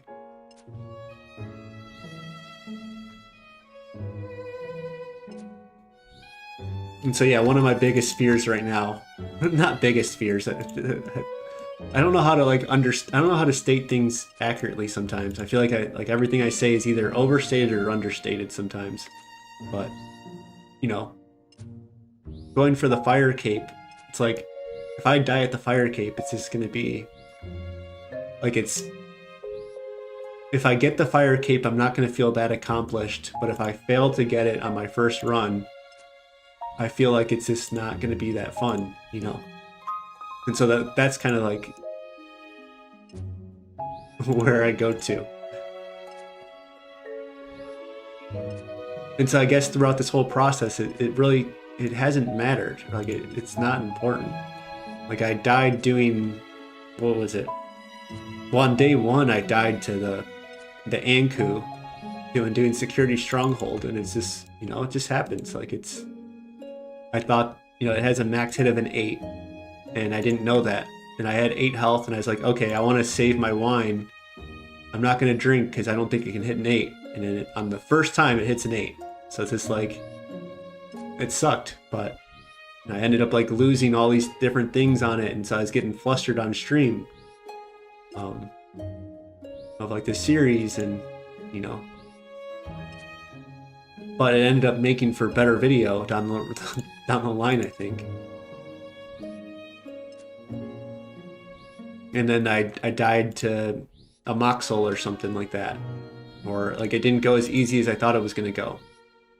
So I went and I beat the Amoxel, right, on the quest. I just wanted to finish the quest. And so I beat it with like this low level equipment, and I was like, oh yeah, that went good. And then someone like 3 or 4 or 5 days later had asked a question about it, and I was like, oh, let me just show you how easy this boss is. And then I just couldn't dodge for some reason. Like I lost the ability. And I think it's because I set this like frame rate, or this focus of like, oh, this is an easy thing, so I'm gonna show you like me not trying against it, and so yeah, it just turned into this terrible experience for me. But I was still like, it didn't actually end up mattering, because it you know, I was able to express that right after it happened, of like I was able to actually say the story, and I think that story is more important than, you know, showing to people that I'm good at the game or something. You know, I have a fear that if I'm not good enough at the game, who's gonna want to watch it? You know, and it's, no one cares. You know, there's, you know, if people are into watching really, really talented, good players at the game, you know, you'd go and find the best people in the world to go watch, and you know, you can do that too. But it's like, you know, what I bring is not going to be the same that everyone else. Like, everyone brings something slightly different, you know, something worthy to watch, you know.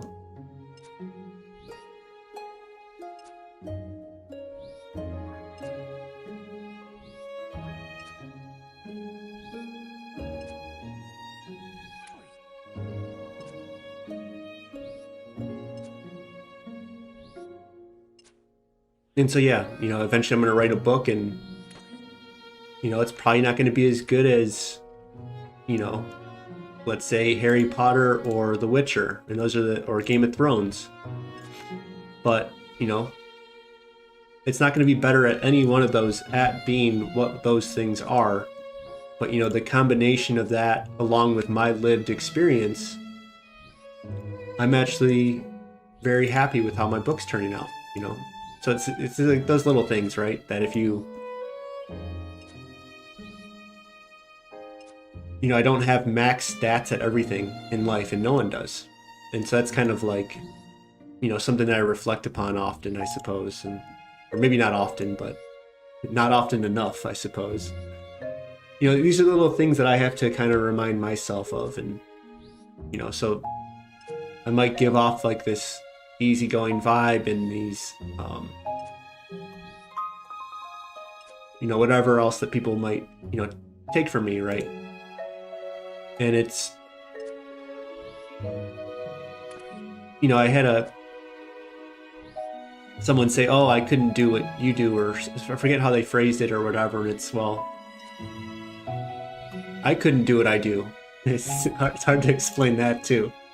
But like, I just do it. Like, it's not, I have the same, like, you know, as a person I know, and they said, you know, like, oh, I just get so anxious and I forget what I'm talking about, and like all these different things. And like, oh, I 100% experience that. Like, it's, I get lost and I don't know what I'm saying. I don't know what's going to come out of my mouth, you know, and it just comes out. And so it's just, I don't know.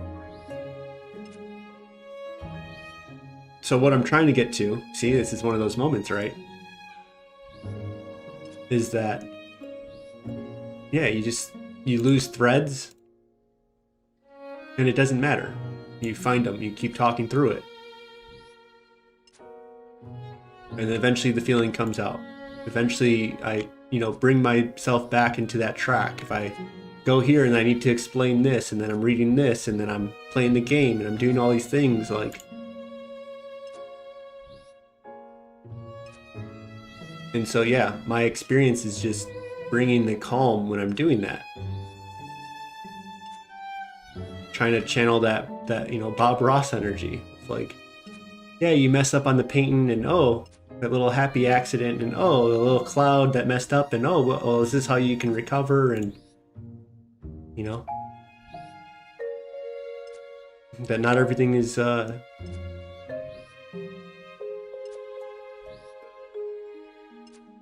it's perfect.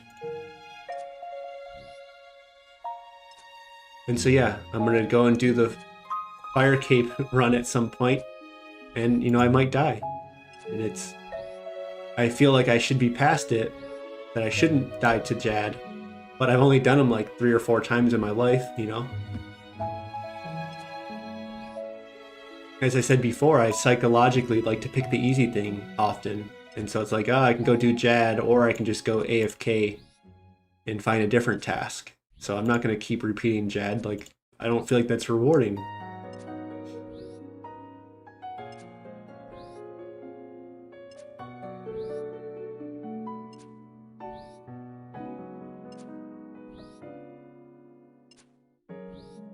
And so, yeah, I guess one thing I've, focused on in life is that I feel like I am the nervous person. And so I've learned through my time on how to keep composure. I've learned how to just take it, I guess, or work through the nerve even.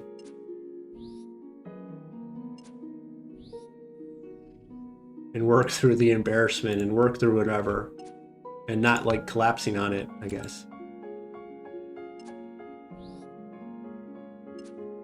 You know, Bob Ross wasn't the best painter until he was, or maybe best is not the right word, but, you know, what you hear him say is what he tells himself. And so that's what I'm trying to get to, is that, you know,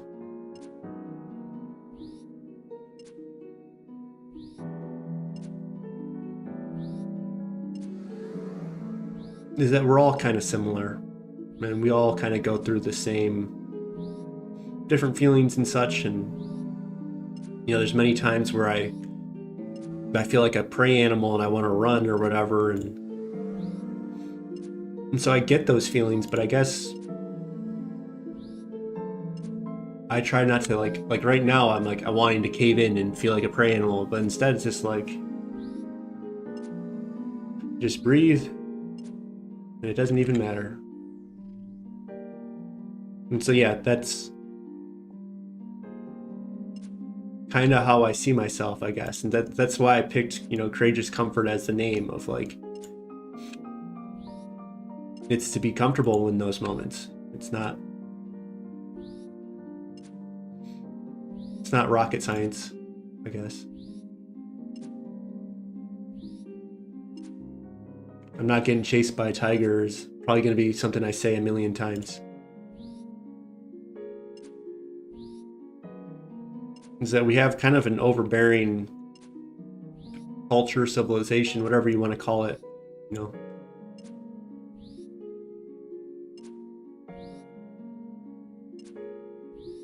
That we're all kind of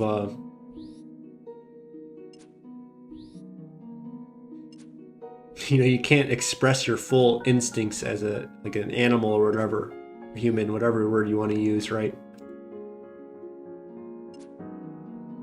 And so yeah, a certain level of repression is, you know, required.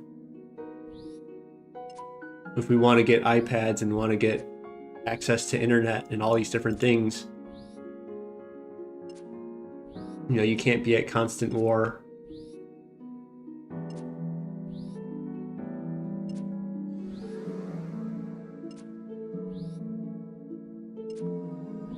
And so yeah, we just keep killing blood velts. 15 more to go. Looks like our task is coming to an end. We were able to get 59, almost 60. And I guess we'll go see what, you know, so one, we're about to get a lot of Slayer points. So that's nice. I have no idea what the exact amount is. I think it's what, like 18 or 20 times some multiplier. I think the multiplier is 50. So I don't know, is that like 450? Is that my math way off? I kind of didn't do math, I kind of just guessed. I feel like 18 goes to 45, like it feels like a...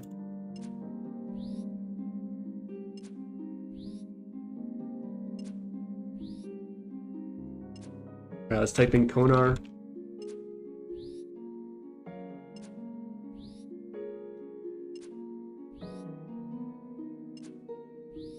Every 50 is 270, okay. Every 100 you get 450, so I wasn't too far off.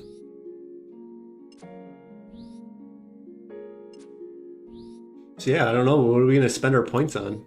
I don't think I bought anything yet. I think I wanna, well, I guess I bought Revenants, so I must have bought the Rev task extender or something like that. But yeah, we'll go check that out, see what I've done. It's been, I feel like, so long since I've been at the Rev Caves.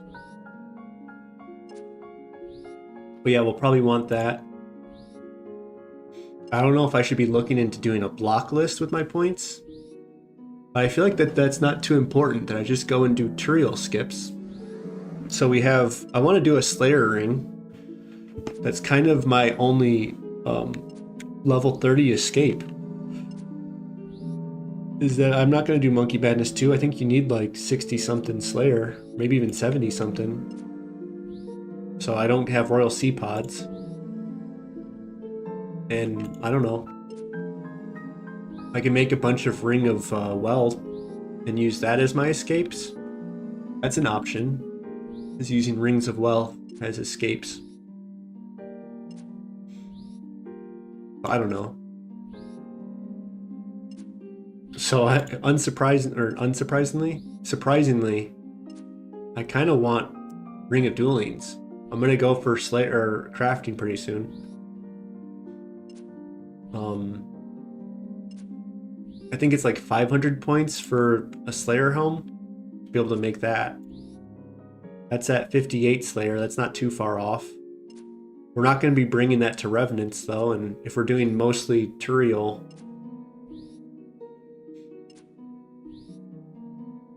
you know, a Slayer helm is not going to be, it's going to be overkill for killing cows and goblins and minotaurs, and that means I guess I'd have to stop off to do Cave Horrors. You know, maybe that's how I go for 60 or 66 range. If I get up to 58, No, I don't imagine I'll get up to 58 before I get 66 range.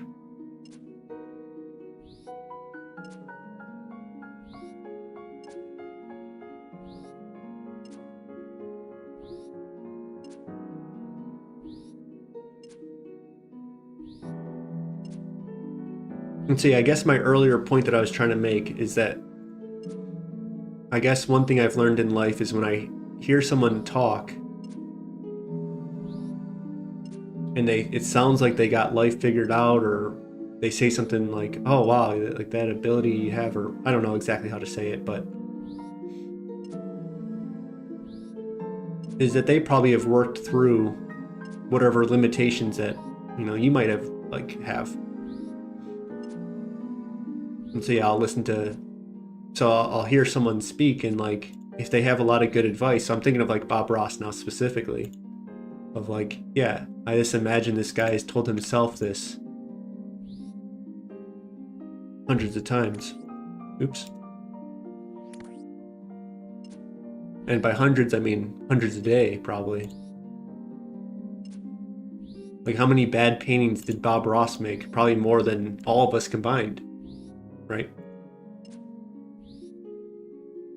How many bad trees? How many, you know, waves did he not like? How many, whatever.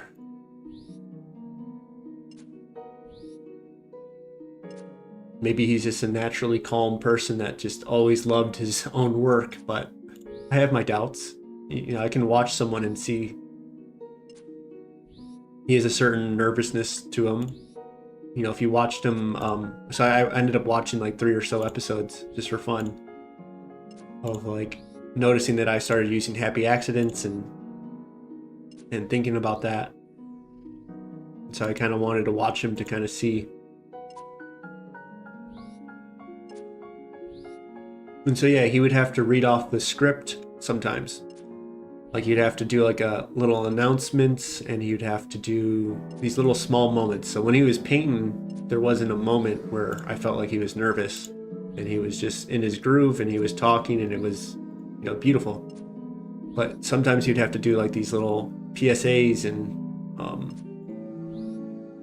whatnot. And like I would notice his speech increase in speed.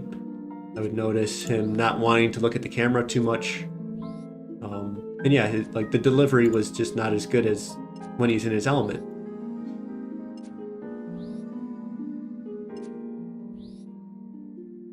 All to say is that he found the groove painting the same way that he is teaching it, you know.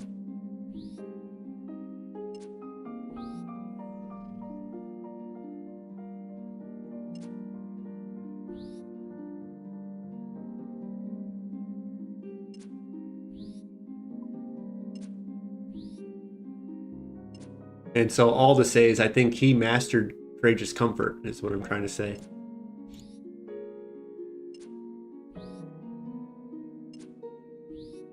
And, you know, if he's a level 9 courageous comfort, maybe I'm a level 6 or something.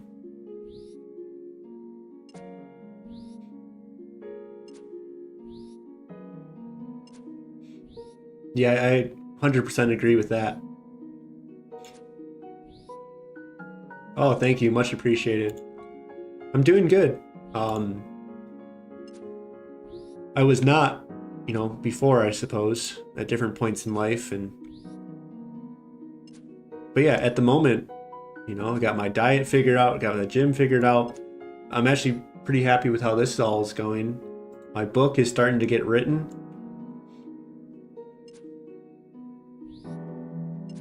And I actually found I was going to get rid of something, and I wanted to go through it. Okay, so I threw away I thought I deleted my old novel, like 5, 6, 7, I don't know, what year is it? 2026. So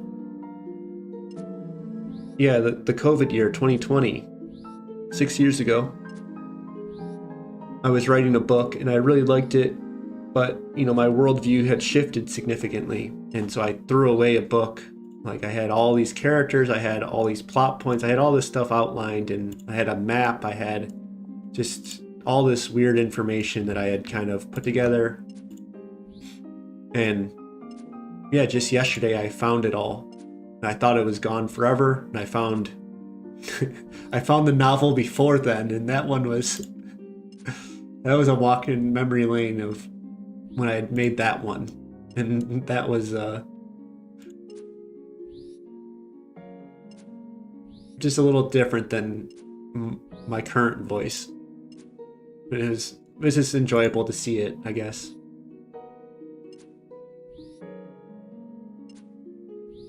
And like just looking at like the people's names was just like funny to me. Just like the names were like Sky and Moon and like all these, I don't even know.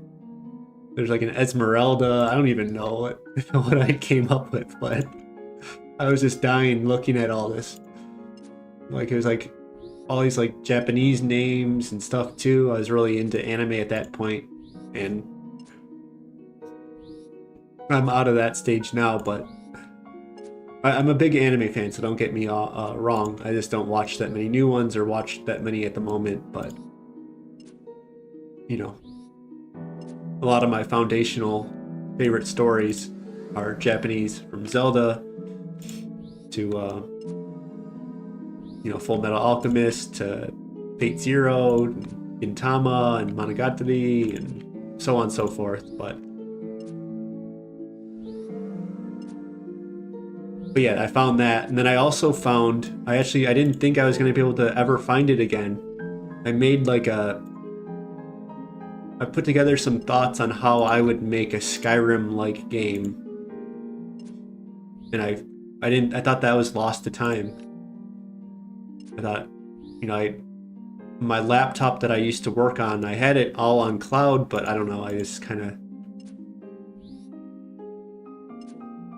you know, went through some rough times, and I'd let all that stuff go and reconfigured.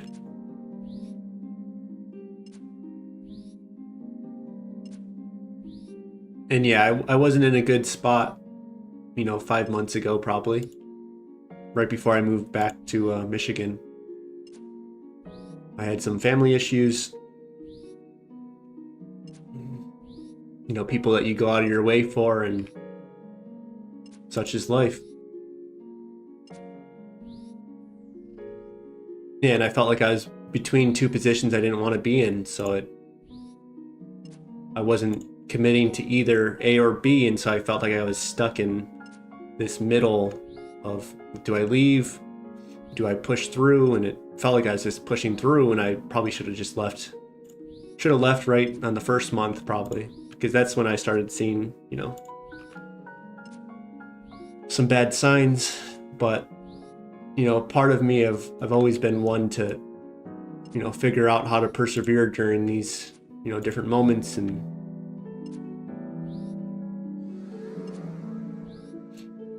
grow from them.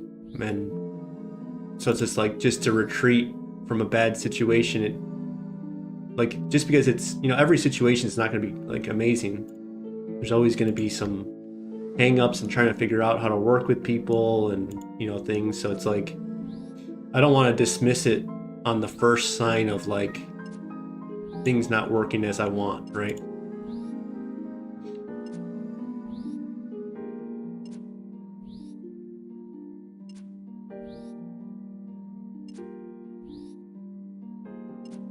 But yeah, it was bad.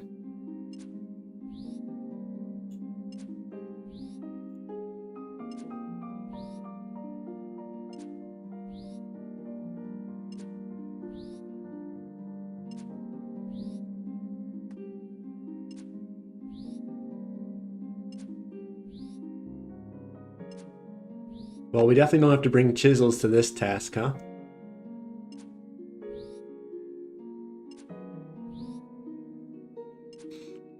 But, you know, it helped me get out of a funk, I'll say that. Is I know who I don't want to be. That helps give me direction. You know, I probably wouldn't have started doing what I'm doing now. Who knows what I would have done if I didn't do this. I probably would have just continued on with what I was doing with like programming and such, and I always knew that wasn't something I was passionate about. I like programming, I really do like it, but it just doesn't add much. I don't feel like it has any value, I guess, or...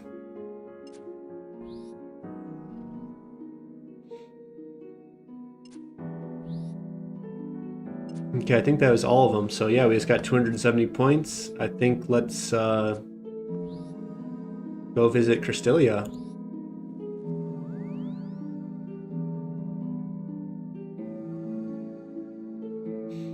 So yeah, we have maybe 10 or so minutes, maybe a little bit more than 10 minutes of stream left.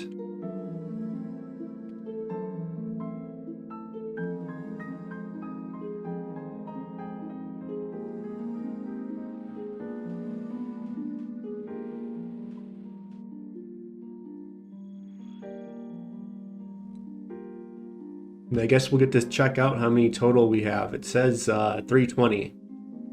So we have 320 points. We might not make a spur of the moment decision right now, but let's at least go look at, you know, what's possible. Out of curiosity, what's you need broad arrows and unfinished broad bolts. I thought maybe you can buy them. Oh, there you go. So these are only 60 coins each. And these are slightly worse than adamant arrows, so it's a possibility of kind of going that route, but I think the bones are probably just as good. And yeah, so we're at 320. Ring bling is 150.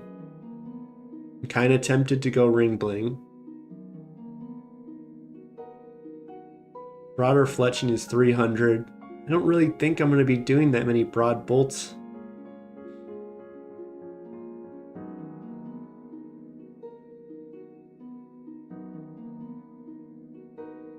Bigger and badder is only 50. So that's 200 if we were to go that route. I turn this off to get less, just less tasks in general, to get as many rev tasks as possible. Warped creatures. So you have to do this to get warped creatures, and then eventually I want to do wing spread. But I think we have a while till we care about that one. And then extended ones. I think I've done the Revenants, whatever you say that. Revenants. So I don't know, is there anything else that we want to extend?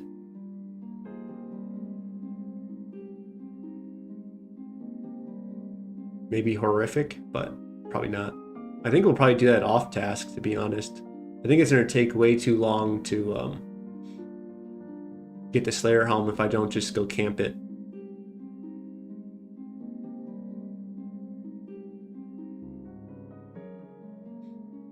Alright, so what am I missing? I feel like that's it, right? What's better than ring bling and bigger and badder? Skips.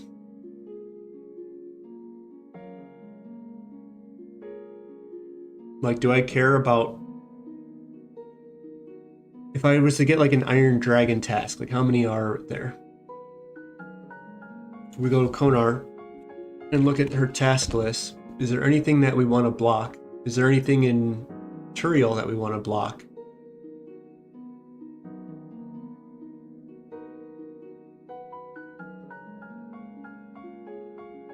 And so if we go by weight, I think I might have highlighted the ones already that I don't like. Metal Dragons, Black Demons, Fire Giants, Dagonoffs? Yeah, probably. Raider Demons. Were these the ones that make the most sense? Because, you know, Lizard Men you're not going to get.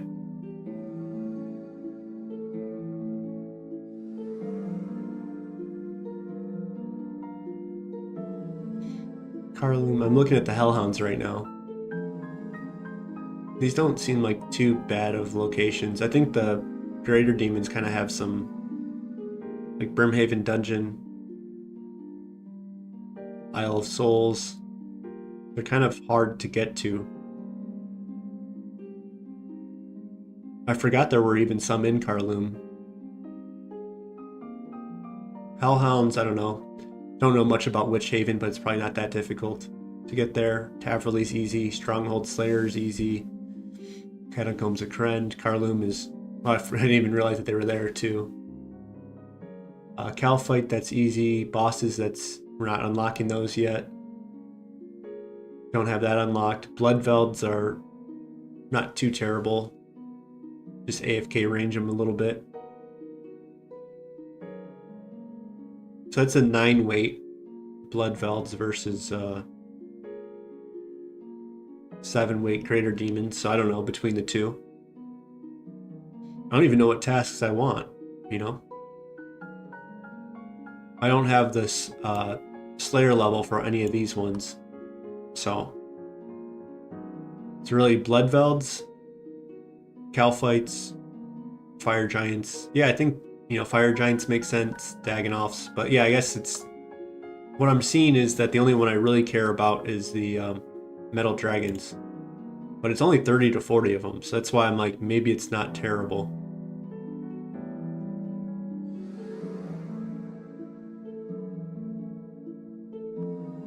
Okay, I think we're just going to go for bigger and badder. And then we'll hold on to our points because there's no reason to get Ring Bling until we have 75 crafting. But I'm not seeing anything else that stands out at the moment. There's no reason not to get bigger and badder, I think. There we go.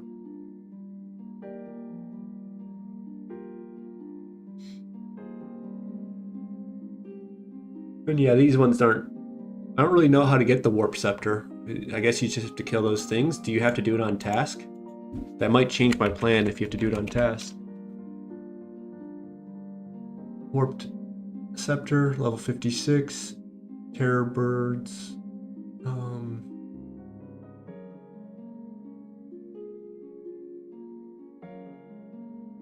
Wear earmuffs.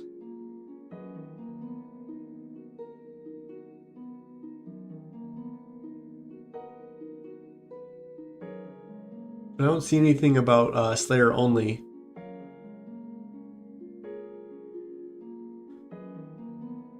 So I guess when we go do this quest, I think that's going to be tomorrow's stream, right?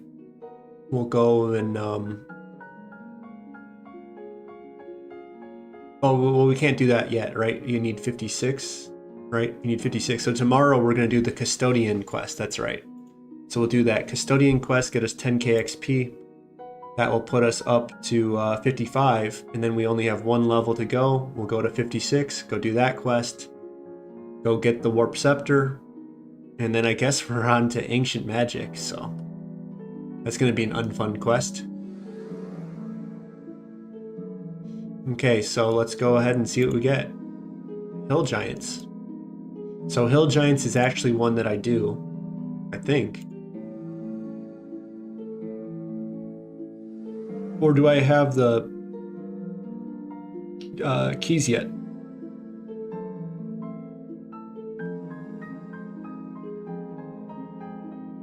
Yeah, I have 5 keys. So maybe I don't do that one anymore. Okay, let's just get geared up and I guess we can prep for tomorrow.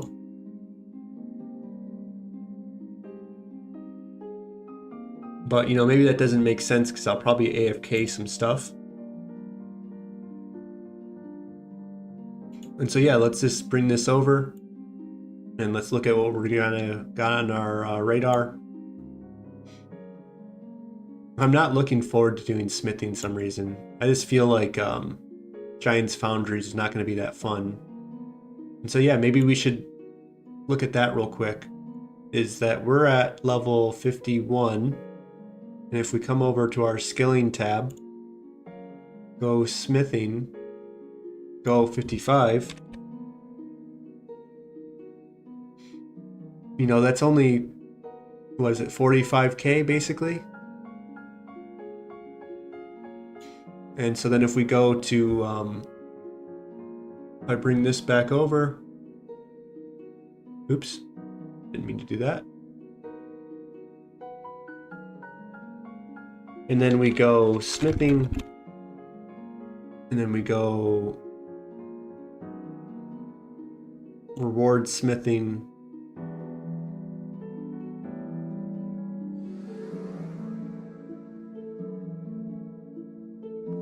We could do cabin fever for 7K and sleeping giants for 6K. Between a rock and a hard place, another 5. Scrambled for another 5. Giant's dwarf for another 2.5. So, you know, that's not an insignificant amount. So let's kind of review that again. So cabin fever. We have everything that we need to do that, right? So that's 7K. 13K, 18K, 23K, about 25K XP right there. So we'll probably look into doing all those quests. And just to remind myself, we needed what, 45. So that doesn't give us that much more that we have to do on our own. And that would just be a little bit of Giant's Foundry, I think. You know, Giant's Foundries, we're going to have to go and, maybe we don't have to. We kind of do, huh? We could use iron and steel bars there, or we can go and probably look into getting some, like, mithril chains or whatever the case might be, right?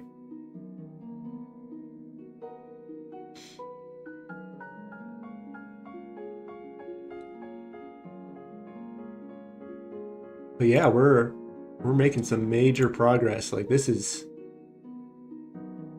like, in my mind, I'm still early level, but at this point, you know, we don't have many limitations on this account anymore. So we'll go for our barrel gloves, and we'll change our episode titles from early Ironman to mid Ironman on the day after that. So that's it for the stream. Thank you guys for joining. I had a lot of fun today. Hope everyone has a good day, and you all take care now. All right then. Bye now.